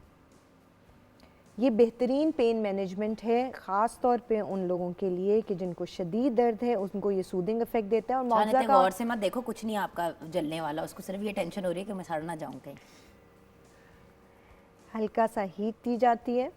ये मुख्तलिफ पॉइंट्स के लिए, मुख्तलिफ जगहों के लिए है, मुख्तलिफ चीज़ों के लिए। सर्टिफाइड एक्यूपंक्चरिस्ट के पास जाएं। अभी आगे हम आपको हजामा भी बताएंगे। प्लीज़ आपसे रिक्वेस्ट है कि प्रॉपर सर्टिफाइड लोगों के पास जाया करें। बहुत से लोगों ने अपने घरों में ये एक बिज़नेस स्टार्ट कर दिया है। This is not a business, this is a proper medical देखिए इधर मैं थोड़ा सा आपको कहूँगी कि कहेंगे कि किस तरह पता लगे कि कोई प्रॉपर एक्यूपंक्चरिस्ट है कि नहीं है। सो सबसे पहले कि तबीब वो आपका इलाज कर सकता है या एक्यूपंक्चरिस्ट वो कर सकता है जो आपकी नब्ज़ शनासी करना जानता हो, जो पल्स रीड करना जानता हो। अगर वो आपके बोलने से पहले आपकी तकलीफ़ बोलता है तो प्लीज़ उससे इलाज कराइए, वरना ना कराएं। क्योंकि ये प्रॉपर एनर्जी बैलेंसिंग का, ये कोई जिस तरह मुख्तलिफ जगहों पे फिजियोथेरेपिस्ट भी एक्यूपंक्चर करते हैं, बट एक्यूपंक्चर जो प्रॉपर थ्योरी है दैट इज़ टोटली डिफरेंट। इसको हम मुख्तलिफ चैनल्स को कनेक्ट करते हैं मुख्तलिफ पॉइंट्स के साथ, प्रिक के साथ। यानी लेट्स सपोज एनर्जी अगर हाई लंग्स में है और लार्ज इंटेस्टाइन की, ये मैं चैनल्स की बात कर रही हूँ जो हमारी फील्ड में बहुत इंपॉर्टेंस रखते हैं, मेरिडियन भी बोलते हैं। सो लंग्स एंड लार्ज इंटेस्टाइन के स्पेसिफिक पॉइंट्स हैं, उनको बैलेंस करने के लिए। इसी तरह बहुत सारे कपल ऑर्गन्स हैं, जिस तरह किडनी एंड ब्लैडर है, उसका भी एक स्पेसिफिक तरीका है उनको बैलेंस करने के लिए। तो बैलेंसिंग इज़ वेरी इंपॉर्टेंट। जहाँ हम बैलेंस फूड की बात करते हैं, मैं हमेशा कहती हूँ कि अपनी एनर्जी को साल में 2 से 3 बार ज़रूर बैलेंस कराया कीजिए थ्रू एक्यूपंक्चर। बिल्कुल सही, क्योंकि बॉडी अपनी हीलिंग जानती है करना। हम सिर्फ उस पाथवे पे निकल पड़े, यानी आपने अपनी एनर्जी को हमें बैलेंस actually ना किया। हर चीज़ का क्विक सोल्यूशन चाहिए। बिल्कुल। हम प्रॉपर तरीके से अपना इलाज भी नहीं कराते। हम कहते हैं कि भाई जल्दी से पेन किलर लो, कहानी को ख़त्म करो। भाई पेन क्यों हो रही है, कहाँ से उसका आ रही root है, cause उसका क्या है? रूट कॉज क्या है। आजकल हम लोग ना सिर्फ जख्म पे मरहम लगाना है, जख्म क्यों हुआ, उसके पीछे कहानी क्या थी। अल्टरनेटिव मेडिसिन की अच्छी बात यह है कि यहाँ पे डिजीज को ट्रीट नहीं किया जाता। What we believe is treat the deficiency and let the body heal. कि बॉडी अपने आप को खुद हील कमियों करे। को दूर करें, अपने डिसबैलेंस को ठीक करें। बॉडी को हील करना आता है, बॉडी का खुद से जुड़ जाना एक बहुत बड़ी लेकिन मिसाल है। Problem with this form of medicine is कि वक्त लगता है, और क्योंकि वक्त लगता है और और वक्त लोगों भी को कोई क्विक बहुत फिक्स ज़्यादा चाहिए नहीं होता है। देखो जुगन 10 से 12 दिन के अंदर पेशेंट रिजल्ट आपको दे रहा होता है। इट डिपेंड्स कि आप कहाँ। अच्छा, इस फील्ड के अंदर ये भी याद रखें कि अगर जो दूसरे तीसरे दिन ही आपको क्विक फिक्स मिला है तो फिर उसको भी चेक करना होता है। उसको भी चेक करना होता है। अच्छा, अब ये हो गया हमारा एक्यूपंक्चर। अब नेक्स्ट हम क्या करेंगे? नेक्स्ट ही अगर एक्यूपंक्चर आधा घंटा करने के बाद अगर आप ये ऑयल को उसमें डाल दो। अच्छा, इसका मैं आपको बताती चलूँ, ये ऑयल आगे पड़ा हुआ है, इसके अंदर सरसों का तेल ले लीजिए, उसके अंदर इसके अंदर डाल दो। आप उल्टा दो? हाँ, उल्टा दो। सरसों का तेल ले लीजिए, उसमें थोड़ा सा रतनजोत, लौंग, उनको काढ़ लीजिए। उसका रंग कुछ इस किस्म का हो जाएगा। ये तेल पेन किलर तेल है। इसको आप गरम करोगे। गरम करने के बाद यहाँ एक पोटली पड़ी हुई है जुगन, ये नमक और हल्दी की पोटली है। सो ये एंटी इन्फ्लेमेटरी है। यहाँ पे अगर घुटनों में दर्द है, स्ट्रॉन्ग हल्दी की स्मेल, और फ्रेश हल्दी है। फ्रेश हल्दी है, इसलिए वो स्ट्रॉन्ग भी है, उसका रंग भी काफ़ी ज़्यादा निकलेगा। सो हाँ, तेज़ है ना, फ्रेश है। अच्छा, तेल मैंने आपको बताया, सरसों का तेल लें, उसमें रतनजोत डालें, थोड़े से लौंग डालें, उसको अच्छा सा काढ़ लें। काढ़ेंगे, कर आ जाएगा तो उसका रंग बदल जाएगा, लाल रंग, ये रतनजोत की वजह से आया है। उसके बाद हल्दी और नमक की पोटली बनाइए। इसको अच्छा सा गर्म करके मुकाम जहाँ पे दर्द है वहाँ टकोर करें। ख़ास तौर पे वो लोग जो स्पोर्ट्स में हैं, वो अगर खेल के आते हैं, अगर उनको कोई स्पैज़म्स आ जाते हैं, कहीं पे कोई चुक पड़ जाती है, कमर में तकलीफ़ होती है, इसका क्विक फिक्स ये है फौरी तौर पे करने से दर्द को आराम आता है, पट्ठा रिलैक्स होता है, इन्फ्लेमेशन अगर होगी तो वो दूर हो वो जाएगी। तो खैर हल्दी एंड देन हाँ। सरसों दोनों और को- नमक नमक नमक के साथ है। तो ये अब हम इसको रिमूव कर देते हैं।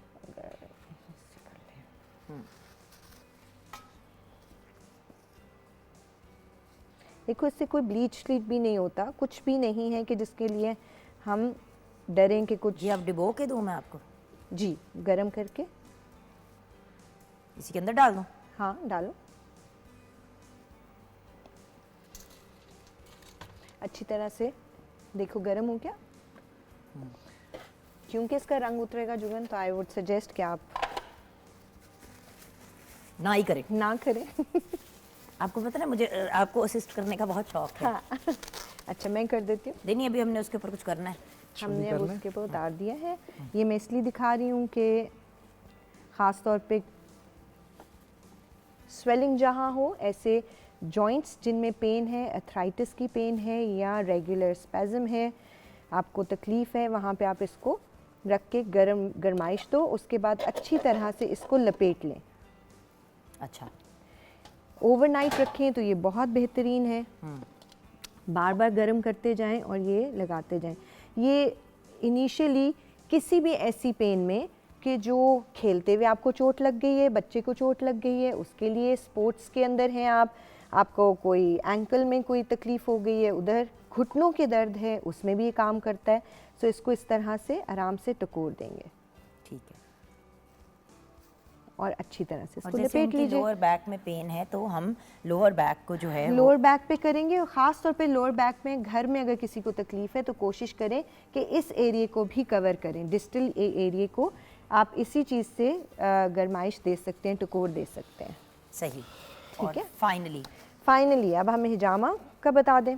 हिजामा क्या करता है? हिजामा आपके सुपरफिशियल लेयर के ऊपर, स्किन के ऊपर जब लगता है, हम वैक्यूम देते हैं तो वहाँ पे बॉडी का डिफेंस सिस्टम ऑन हो जाता है। उसके बाद हम हल्का सा इसको कट करेंगे और जितने भी फ्री रेडिकल्स और डेड सेल्स हैं वो निकल जाते हैं और उस जगह पे सेल्फ हीलिंग बॉडी अपनी शुरू कर देती है। आप इसको कर लो। अब अगर आप गर्दन को दिखा दो। अच्छा, अब हम इनको शान को टर्न करते हैं। ये लो बेटा, आप हाँ अपना जी। बेशक बाजू वाइप कर लो। शान एक सेकंड, आपको हम टर्न करेंगे। अच्छा, हिजामा ताकि व्यूवर्स हम डिफरेंट ये- तरह से होता है, डिफरेंट ये ड्राई कपिंग के लिए इस्तेमाल किया जाता है, जो मसाजेस के लिए, फेस के लिए भी इस्तेमाल किया जाता है। ये सीज़न हिजामा के लिए बहुत अच्छा है और मार्च का जो महीना है वो भी हिजामा के लिए बेस्ट समझा जाता है। सही।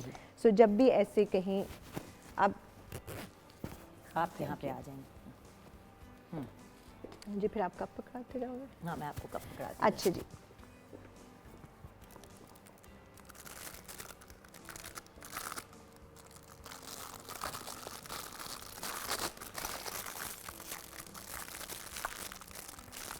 ये कप से इस तरह Again, लग viewers, जाएंगे। अपने ये कोई एक्सपेरिमेंट नहीं है, ये कोई घर पे करने वाली चीजें जी नहीं है। प्लीज, पता है कि proper- आपको हिजामा किट्स तो मिल सकती हैं, हर जगह से मिल जाती हैं, बस उनकी जगह बहुत सारी जगह से आपको हिजामा किट्स मिल जाएंगी। देखने में भी उनके वो कह रहे हैं अब मेरे तासुरात चेंज हो रहे हैं। हल्की तो होगी इसमें हल्का, pain। इसमें प्रेशर फील होता है। प्रेशर जी, फील हो जी, रहा है या पेन हो रही है? जी जी, प्रेशर फील प्रेशर फील, क्योंकि मैंने प्रेशर दिया है। सही है, इससे ज़्यादा कुछ नहीं होने वाला। होता ये व्यूवर्स कि हम किट खरीद लेते हैं, समझते हैं देखने में बहुत आसान है, डेफिनेटली देखने में वही हर चीज़ स्टेरलाइज्ड होना भी, ये डिस्पोजेबल बिल्कुल, कप्स हैं। ये बिल्कुल। इन्होंने यूज कर लिया, उसके बाद ये इसको फेंक देंगी, ये इसको रखेंगी नहीं।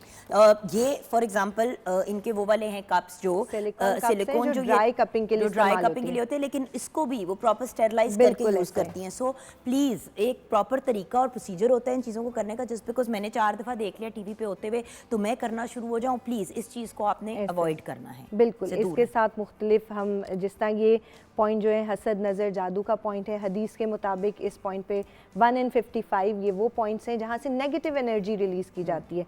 इसके अलावा कमर के मुख्तलिफ एरियाज़ पे लगाया जाता है, सुन्ना पॉइंट्स पे लगाया जाता है और इसको थोड़ी देर लगाने के बाद 10 मिनट के करीब लगाएं, उसके बाद ये उतरता है। माइनर सर्जिकल स्क्रैच दिया जाता है। अब याद रखें व्यूवर्स, कई जगह पे मैंने ये देखा कि आए हैं और उनको बहुत बेतहाशा निशान पड़े हुए हैं और हीलिंग लेट है। ये डीप कट नहीं होता, it's a minor surgical scratch जो बुक में लिखा हुआ है, यानी सुपरफिशियल लेयर पे हल्का सा स्क्रैचिंग करनी है। डीप कट करने से मकसद ऑफ हिजामा जो है ना वो ख़त्म हो जाता है, क्योंकि आप कैपिलरी डैमेज कर दोगे, खून तो बड़ा निकल आएगा और हम बड़ा खुश होंगे कि हमारा तो बड़ा अच्छा सा क्लिनज हो गया। मकसद ज़्यादा ब्लीड कराना नहीं, सिर्फ डेड सेल्स और फ्री रेडिकल्स निकालना है। Thank you so much Masooma ji, god bless you. आप भी जैसे डॉक्टर साहब पहले हमारे साथ थे, वो भी पेन मैनेजमेंट पे काम करते हैं, आप भी कोशिश करती हैं कि लोगों को कम से कम तकलीफ़ हो और अगर तकलीफ़ में है तो उनसे उनको निकाल दिया जाए। अल्लाह ताला आपके हाथों में और शिफा डाले। बहुत शुक्रिया। हम व्यूअर्स छोटी सी ब्रेक की तरफ जाएंगे और थोड़ा सा अब हम जाएंगे टूवर्ड्स वो एक एरिया ज़िंदगी का जिसकी मैं खैर बहुत बड़ी फ़ैन हूँ। जानवरों से मुझे हमेशा से बहुत ज़्यादा प्यार है, बहुत ज़्यादा लगाव है, चाहे बर्ड्स हों, डॉग्स हों, कैट्स हों, मतलब लार्जर एनिमल्स हों। तो आज हम आपकी मुलाकात एक पेट लवर से कराएंगे जिनके मुख्तलिफ पेट्स हमारे पास सेट पे होंगे। छोटी सी ब्रेक के बाद वापस आएंगे।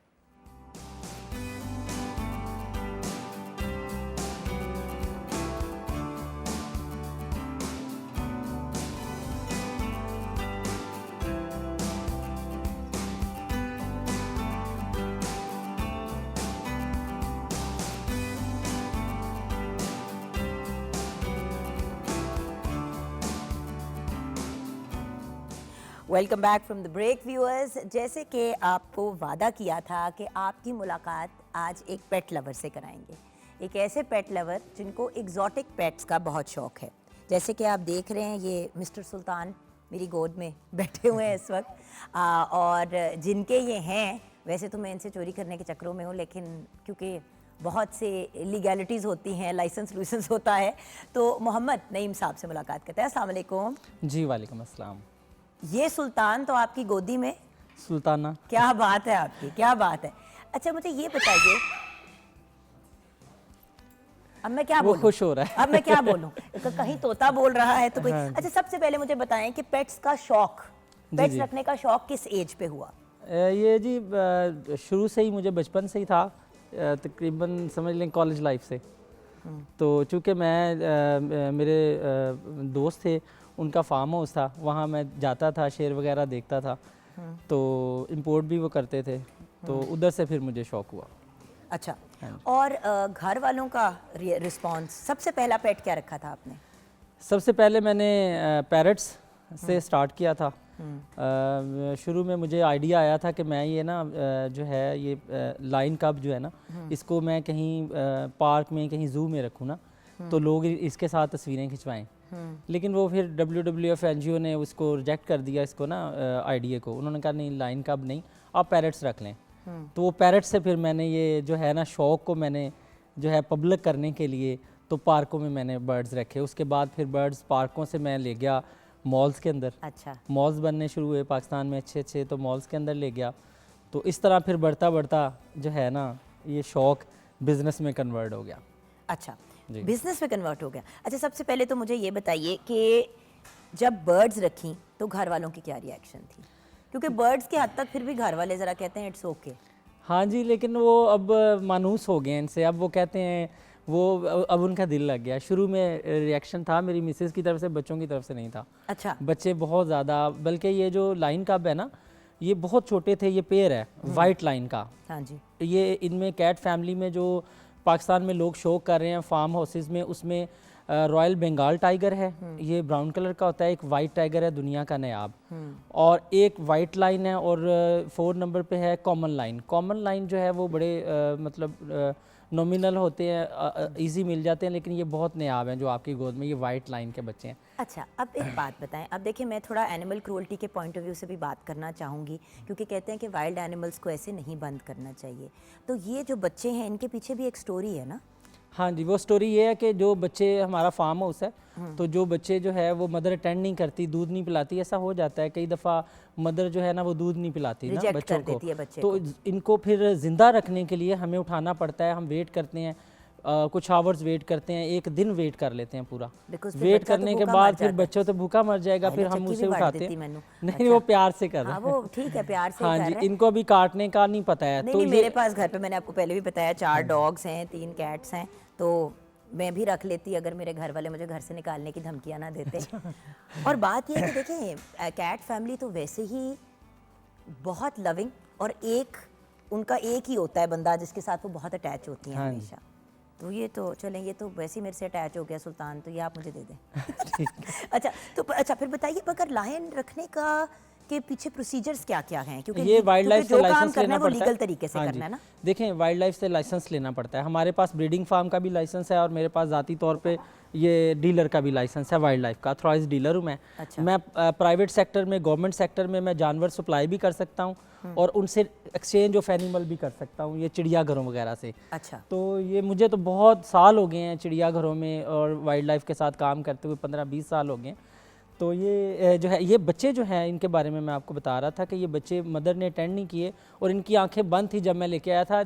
1 दिन के बच्चे थे। तो यानी कि इन्होंने जब आंख खोली तो उनको आप ही अपनी मदर और इनको मैंने, इतना मुश्किल था इनको पालना कि 3-3 घंटे बाद इनको फीड करानी होती है। आप सो नहीं सकते रात को, जिस तरह बच्चे को कराना हाँ जी। होता है। फिर इनको धूप लगवा के, फिर इनकी आंखें खुली, फिर इनको आहिस्ता आहिस्ता जो है वो थोड़ा इनका दूध बढ़ाया। तो वो कह रहा मेरा भी इंटरव्यू करें ना। हाँ, वो अभी हम आपकी तरफ भी आते हैं भाई साहब। बेटा ले आओ वापस ज़रा हमारे मिस्टर तोते को। अभी हमने आपसे भी बात करनी है। अस्सलाम वालेकुम।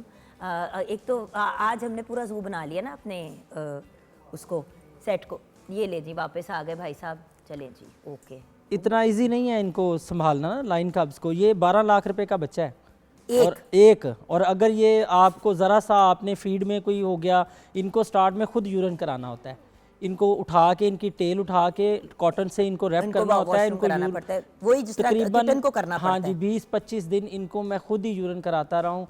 इनको खुद ही ग्राई वाटर इनके दूध में डालता रहा हूँ। एक दूध अमेरिका से आता है, ये जो मैं यूज़ करता हूँ ना, ये अमेरिकन दूध है जो इनके लिए बड़ा हर तरह से ही बहुत ही जो है ना मुफीद है। क्योंकि देखिए ना, अगर हम इनको टोटल इंसानों वाली चीज़ों पे ले आते हैं तो फिर इनका सर्वाइवल इम्पॉसिबल है, क्योंकि इनका सिस्टम और हमारा सिस्टम बिल्कुल फ़र्क है। जिस तरह आप बिल्ली का खाना कुत्ते को नहीं दे सकते, कुत्ते का खाना शेर को नहीं दे सकते। हर जानवर का अपनी मुख्तलिफ खुराक है। बिल्कुल आप ठीक कह रहे हैं। इनके लिए मैंने जो है वो टेम्परेचर सेट घर में किया हुआ है। कारपेट पे इनको, मोटा कारपेट है जिसके ऊपर इनको रखा हुआ है। इनको बिल्कुल, क्योंकि वरना इनके जख्म बन जाते हैं। हाँ जी, एक टेम्परेचर है, फिर इनका एक केज है, ये खुद रात को चले जाते हैं, फिर इनके साथ मैं टाइम स्पेंड करता हूँ। अभी 1.5 महीना इनकी। अब देखिए मेरी बेटी छोटी है ना, तो मैं इसको थपकियां दे रही हूँ। सो गए भाई साहब, सुल्तान साहब सो गए, तब से यही कर रही हूँ ना। मुझे लग रहा है आप एक्सपर्ट है, मुझे लगता है कोई एक आधा बच्चा आपको भी दें पालने के लिए। मैं आपको एक बात बताऊँ, मुझे इंसानों से तो ऑब्वियसली बहुत प्यार है, लेकिन जानवरों से मुझे इश्क है। Like actually I love animals. मतलब मुझे सबसे ज़्यादा सुकून तब मिलता है जब मेरा कोई पेट मेरी गोदी में बैठा होता है और मैं उसे लाड कर रही हूँ। आपकी इस बात पे ना मैं एक मैसेज पब्लिक को देना चाहता हूँ। मैं पब्लिक को ये मैसेज देना चाहता हूँ कि अगर इसने मुझे काटा, अगर इसने मुझे वड्डा, ये सबसे लविंग बर्ड है, पता है। अच्छा, ये ऑस्ट्रेलिया में पाए जाते हैं, ककाटू। ये कहता है मुझे प्यार करो, मुझे बिल्कुल अकेला ना छोड़ो। चल भाईजान तू आके बैठ जा फिर। अच्छा, मैं पब्लिक मैसेज ये देना चाहता था कि कुछ लोग, हर लोग, एवरीबॉडी लाइक, लोग चाहते हैं कि हम घर में ना पेट रखें। तो अगर आप घर में पेट रखने का इरादा रखते हैं ना, तो आपके पास इतना टाइम भी होना चाहिए। आप उसे अपने बच्चे की तरह अगर समझते हैं, उसे प्यार कर सकते हैं, अपने बच्चे की तरह टाइम दे सकते हैं, तो पेट रखें। वरना जुल्म ना करें कि आप पेट लाएं बच्चों के शौक के लिए और उसे केज में, कुछ कर रहा है, कुछ नहीं, और उसे केज में आप डाल दें और बस पेट ले आए हैं जी। इस तरह नहीं होना चाहिए। और ये एक बड़ी इंपॉर्टेंट चीज़ है व्यूअर्स, मैंने देखा है। और एक और इसके साथ ही मैं मैसेज देना चाहूँगी। मैंने बहुत से लोग देखे हैं, छोटे छोटे बच्चे जो हैं वो रोड पे निकले होते हैं सोटी पकड़ के। अगर उनको कोई जानवर नज़र आता है तो उसको मारना शुरू हो जाते हैं, उसको टॉर्चर करना शुरू हो जाते हैं। व्यूअर्स, रिक्वेस्ट है आपसे कि बेज़बान जानवर को टॉर्चर करना या घर के बच्चों को सोटियाँ पकड़ा देना और डंडे लेके बाहर निकल जाते हैं, पत्थर फेंकने शुरू कर देते हैं, चाहे वो वाइल्ड जानवर भी है, उसके ऊपर हाथ उठाना और उसको तंग करना बड़ी ज़्यादती है। भाई अगर आप बाहर के मुल्क में देखें, टर्की में जानवर, मतलब वो बिल्लियों के लिए बाकायदा अपनी बिल्लियाँ नहीं होती उनकी, बस उन्होंने घर बनाए हुए होते हैं अपने घरों के बाहर, और बाहर उन्होंने खाना डाला होता है और पानी, कि भाई उनको भूख लगेगी, उनके पास अपना ठिकाना नहीं है। तो हम अपने जानवरों का ख्याल नहीं रखते, कितने अफसोस की बात है। बिल्कुल आप सही कह रहे हैं, ये अवेयरनेस की बात है। मेरा लेकिन ख्याल एक है बात कि बताएं, जब ये बड़े हो जाएंगे बच्चे, मैं छक्के जाऊँ आपके पीछे, मैं प्लीज़ मुझे देखे, मैं छो गया हूँ। हाँ सुल्तान सो गया। सुल्तान साहब सो गए, वो ये उसकी जो- सुल्ताना बहुत एक्टिव और बड़ी, ये बहुत ज़्यादा तंग करने वाली है। ये बड़ी हर वक्त कहती मेरे साथ खेले और इसको दंदियाँ काटती है। अभी इनको छोड़े ना तो इसके ऊपर चढ़ जाएगी, आय हाय, तो इसको बहुत तंग करती है। सुल्तान बेचारा जो है ना वो शरीफ है थोड़ा। शरीफ आदमी है। अच्छा ये बताइए कि अब इनके अब ये बड़े होंगे तो क्या होगा? अभी देखें ये 1.5 माह के हो गए, मैंने इनको कीमे पे लगा दिया। ठीक है, ठीक है जी। इनको दिन में एक टाइम पे तकरीबन 2 बजे के करीब, इनको 3 बजे के करीब मैं कीमा डालता पका हूँ। हुआ डालते हैं कि कच्चा? कच्चा कीमा ना, पका हुआ नहीं, ये क्योंकि खाते हैं। इनको नेचर के करीब अच्छा, रखना थोड़ा थोड़ा इनको पहले टेस्ट कराते हैं, ठीक है, फिर ये आहिस्ता आहिस्ता हाथ से, फिर आहिस्ता आहिस्ता ये खुद ही खाना शुरू हो जाते हैं। अभी ये कीमे पे लग चुके हैं। बाकी आवर्स में हर 4 घंटे बाद ये दूध पीते हैं, दोपहर को एक टाइम पे ये कीमा खाते हैं। अभी ये 1.5 माह के हैं। इनको तकरीबन 5 मंथ तक घर में रखा जा सकता है। ये हार्मफुल बिल्कुल नहीं है, हार्मफुल नहीं है। बच्चों के साथ रह सकते हैं, किसी इनको काटने का पता भी नहीं है। जब ये 5 माह के बाद, 6 माह के बाद बड़े हो जाएंगे, उसके बाद हम इनको फार्म पे ट्रांसफ़र कर देंगे, फार्म में दोबारा भेज देंगे, जहाँ पे ये फिर गोश्त खाना शुरू कर देंगे और ये बड़े होके फिर ये ब्रीड करेंगे। अच्छा, तो ये लोग आपके जो, पास ही हाँ रहेंगे? जी, ये जो लोग आजकल बहुत लाइन कब का शौक कर रहे हैं, देखिए मेरा लाइसेंस है, मेरा सोर्स है कि नहीं, मैंने, अगर जैसे कि मैंने अगर लायन कब रखना हो, हाँ जी, मैं तो आपको उसका तरीका क्या है? तरीका मैं बताने लगा हूँ। अगर आपने लाइन कब और रखना है, खुदा का वास्ता है, दिखावे के लिए और शो ऑफ करने के लिए जानवर मत रखा करें। मैं आपसे रिक्वेस्ट कर रही हूँ, प्लीज़ व्यूअर्स प्लीज़। ये जो होता है ना कि मतलब सिर्फ अपने किसी एजेंडे के पीछे रखना है, तो इसलिए रखें क्योंकि आपको प्यार है और आपने आगे प्यार ही करना है। बिल्कुल जी बताइए।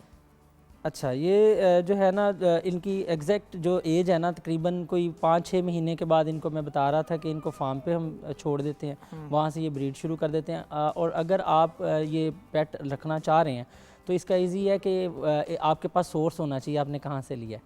आप किसी फार्मर से लेते हैं, वो आपको लेटर हेड पे लिख के देंगे कि आपको बेचा है या गिफ्ट किया है। वो आपके पास सोर्स है तो वाइल्ड लाइफ को कोई इतराज़ नहीं है। जब तक ये छोटे बच्चे हैं, आप घर में इसको 2-3 माह आप इसको रख सकते हैं। इसी तरह लोग करते हैं, 3 माह के लिए छोटा सा बच्चा लेते हैं, 3 माह शौक पूरा करते हैं, खेलते हैं उसको नहीं, लेके शौक पूरा करने की नहीं बात करी आप। मुझे एक बात बताए, 5 दिन बंदा किसी के साथ वक्त गुजारता है तो आपको हो खुदा जाता हाफिज है। कहना, मुझे तो 3 महीने का, तो फिर आपको अपनी औलाद लगनी शुरू हो जाती नहीं, है। वो तो ठीक है, ये मैं शेर की बात कर रहा नहीं हूँ। तो वही तो पूछ रही हूँ, बाकी शेर को आप पेट जो है सारी ना, जिंदगी नहीं नहीं रख रख सकते ना। शेर को अगर आपने रखना है, उसका प्रॉपर केज बनाना पड़ेगा। वाइल्ड लाइफ इजाज़त नहीं ना देता। फिर जब ये बड़े हो जाएंगे, इसकी प्रॉपर जो फार्म है ना, उसके प्रॉपर केज हैं जो वाइल्ड लाइफ ने अप्रूव किए हैं कि इन केजों के अंदर ये बड़े जानवर रहेंगे, ये इनके एनवायरनमेंट के लिए ये ठीक है। तो उसके बाद इनको अपने केज में जाना पड़ता है, क्योंकि ये शेर हैं। शेर को तो आप, कुछ लोग हैं पाकिस्तान में जिन्होंने बड़े बड़े शेर जो हैं वो घर में रखे हैं। अजीबो गरीब टिकटॉक पे वीडियोस हाँ, देखते हैं। उन्होंने क्या किया है, उन्होंने जो है इनके नाखून निकाल दिए, दांत निकाल या दिए। अल्लाह, तो ये इस तरह भी लोग करते हैं, लेकिन जो है ना, मेरा जो है वो यही है। मतलब नाखून निकाल दो, दांत निकाल दो, तो हाँ जी, रहता क्या है पीछे? हाँ जी, वो खाएंगे नहीं क्या, मज़ा, जिंदा हाँ कैसे जी, रहेंगे? यही बात है। नहीं, वो खाने का भी अरेंजमेंट कर लेते हैं, लेकिन अच्छी बात नहीं है ये। तो अच्छा। अगर इनको आपने रखना है तो 3-4 माह ही आप रख सकते हैं। उसके बाद जो है ये टेम रहते हैं बड़े होके भी, लेकिन ये रिस्क हो जाता है, क्योंकि आपको तो ये नहीं कुछ कहेंगे, लेकिन कोई बच्चा देखेंगे ना, उसे इजी टारगेट समझ पे कि उस पर अटैक करने की कोशिश क्योंकि देखिए नेचर तो वही है ना, वाइल्ड एनिमल का है। इसलिए ये 3-4 माह के लिए ही शौक किया जा सकता है। लोग क्या करते हैं कि बस दिखावे के लिए, जी हमने घर में शेर का बच्चा रखा हुआ है, वो प्यार के लिए नहीं। ये जितना लोग ज़्यादा से ज़्यादा शेरों के बच्चे देख रहे हैं आपके, लोग बहुत ज़्यादा शौक कर रहे हैं, वो 3-4 माह के लिए लेते हैं, उसके बाद सेल करके फिर छोटा बच्चा ले लेते हैं। तो ये चीज़ है। अगर आप पैरट रखते हैं तो वो सारी ज़िंदगी के लिए रखते हैं, तो उसको आप जब तक मर्जी रखें उसके साथ रहें। डॉग रखते हैं, उसको बिल्ली का रखते हैं, बच्चा लेकिन रख लो। मेरा पॉइंट ये है कि कम से कम सारी जिंदगी तो आपके साथ रहेगा ना। मेरे जो बिल्लियां हैं दोनों, वो इसी साइज की हैं इस वक्त। अच्छा, हाँ, तो वो टाइनी एंड लियो दोनों जो हैं, वो वाइट रंग की पर्शियन कैट्स है, वो बिल्कुल इसी साइज की हैं। सही है। तो बात ये है कि अगर उसके, बट आई अंडरस्टैंड कि आप क्या कह रहे हैं और किस तरह से कह रहे हैं, लेकिन अल्टीमेटली हमारा पैगाम यही है कि हर जिंदा चीज़, चाहे वो फूल और दरख्त क्यों ना हो, मतलब हमें रिस्पेक्ट करनी चाहिए नेचर की at the end of the day. क्योंकि अगर हम नेचर की रिस्पेक्ट नहीं करेंगे तो कल को नेचर भी हमारी रिस्पेक्ट नहीं करेगा। और जानवर भी इंसान की तरह एक ही चीज़ का भूखा होता है, वो होता है प्यार। प्यार का भूखा होता है, बिल्कुल सही कह रहे हैं आप। अच्छा, अब बर्ड्स की कहानी बताएं। बर्ड्स मैंने सुना है कि आपके पास हर किस्म की हैं। हाँ जी, ये मैंने ना बाहर से इंपोर्ट किए हैं बर्ड ना, तो ये इनमें डिफरेंट हैं। ये कोकाटू है जो मैंने इस वक्त उठाया हुआ है। बड़ा मुश्किल है इसको टेम करना ना, तो लेकिन जब ये टेम हो जाता है तो ये बहुत लविंग है, बहुत प्यार करने वाला बर्ड है। ये ऑस्ट्रेलिया में पाए जाते हैं और बड़े ये जो है वो लविंग बर्ड हैं। इसका नाम रखा हुआ है हमने जैक। जैक जैक ये इसकी जो निकलती है हेड, ये देखें इसका क्राउन है, तो ये बहुत। जैक मैडम के साथ रहोगे? ये और इसके साथ ही अगर वो आपका कैमरामैन दिखा सके, वहाँ 2 बर्ड बैठे हैं। हाँ बहुत ही नायाब बर्ड है, जिसमें जो येलो एंड अच्छा, कुछ मॉल्स ने भी रखे हुए हैं ये? हाँ जी, वो मेरे हैं। वो आपके ही हैं? पूरे पाकिस्तान में मैंने ये फैलाया है कि लोगों के और पेट्स के दरमियान की दूरियां ख़त्म हों, लोग पेट्स से प्यार करें। इस्लामाबाद, कराची के जितने मॉल्स हैं, इस्लामाबाद के, पेशावर, बहावलपुर, फैसलाबाद, गुजरांवाला, लाहौर के सारे मॉल्स। नहीं, बट इतने नायाब बर्ड्स हैं नईम भाई, मुझे बताएं कि फिर इनकी खुराक, इनकी सारी चीजें। देखिए जी, इनका मेडिकेटेड दाना होता है। मेरे पास डॉक्टर्स हैं, मैं खुद इनको समझता हूँ। मुझे तकरीबन कोई 7-8 साल हो गए हैं इस बिज़नेस में, ये जो बर्ड्स के साथ। ये बर्ड्स जो है, इनके साथ लोग आते हैं जो पब्लिक प्लेस पे, मॉल्स के अंदर, ज़ू के अंदर, तो वो बच्चे जो है वो अपने पेरेंट्स के कहते हैं हमने पैरट के साथ तस्वीर बनानी है, तो हाथ पे उनके, मेरे जो लड़के हैं वो पैरट रख के तस्वीर खींच के उसी वक्त हम दे देते हैं। देखिए, मैं पाकिस्तान में आई एम क्रिएटर, क्योंकि ये पैसे बनाने का आपका तरीका नहीं है, ये बेसिकली हाँ लोगों जी, के अंदर एक अवेयरनेस क्रिएट करना है कि ये जो पाले पाले अच्छे बच्चे होते हैं, जो पाले पाले अच्छे जो बच्चे होते हैं, इनको हमें लव एंड रिस्पेक्ट के साथ ट्रीट करना चाहिए। और ये जो आप चीज़ कर रहे हैं ना, इससे एक बहुत बड़ा प्लस पॉइंट ये है कि बहुत से लोग जो जानवरों के साथ क्रूअल हो जाते हैं, अनकाइंड हो जाते हैं, जिनको खुद खौफ आता है, तो उनके बच्चे भी फिर अजीब हरकतें करते हैं, वो भी रुक जाती हैं एक्टिविटीज़। बिल्कुल जी। देखें, मैं एक क्रिएटर हूँ, क्रिएटिव। अब आप बैंकॉक, थाईलैंड वगैरह में देखें कितना प्यार करते हैं जानवर। बिल्कुल बिल्कुल। मैंने पाकिस्तान में कोई ना कोई ऐसी एक्टिविटी करता हूँ जो फर्स्ट टाइम हो, जो कोई ना कर रहा हो। ये बर्ड्स के साथ जो फोटोग्राफी है, ये पूरे पाकिस्तान में सिर्फ मैंने ईजाद की है। मैं ही ट्रेंड सेटर हूँ, मैं कर रहा हूँ। इसके अलावा ये बच्चे जो है इतने छोटे कोई भी नहीं पाकिस्तान में लेता ना, ये जो मदर अटेंड नहीं करती। ये बच्चे किसी और के फार्म पे भी होना तो वो मुझसे रब्ता करते हैं कि ये आप पाल दो या हमें जो है ये हमसे ख़रीद लो।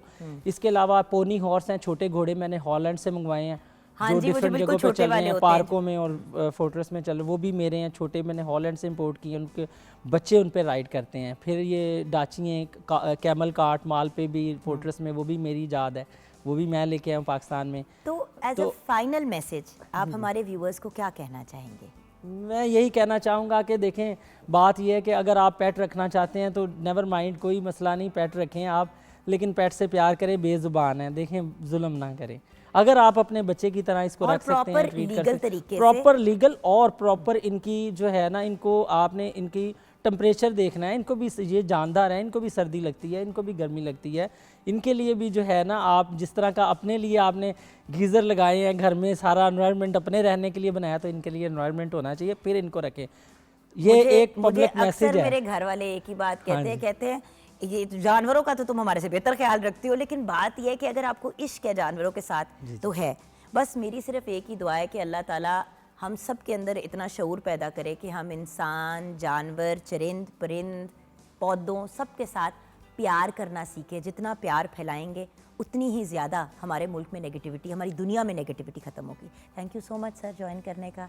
It was a pleasure meeting you. Thank you so much. और हमारे किचन में भी सब कुछ तैयार हो गया है। बिल्कुल, टर्किश कबाब बनाए हैं और साथ ग्रिल्ड वेजिटेबल्स हैं और साथ कश्मीरी चाय है, जिसे पिंक टी भी कहते हैं। सो मच बेटा, ब्लेस यू। यहाँ पे व्यूअर्स हम अपने शो को क्लोज़ करेंगे। आई होप कि आज का हमारा शो आपको अच्छा लगा होगा। हमने कोई अजीब कर्तव्य नहीं किए, कुछ नहीं किया, आपको सिर्फ मिलाना था इन प्यारे प्यारे जानदारों से। सो मिलाया। अपना ख्याल रखिएगा और इंसानों और जानवरों के साथ अच्छा और पॉजिटिव रवैया रखें। अपना ख्याल रखिएगा। खुदा हाफिज़।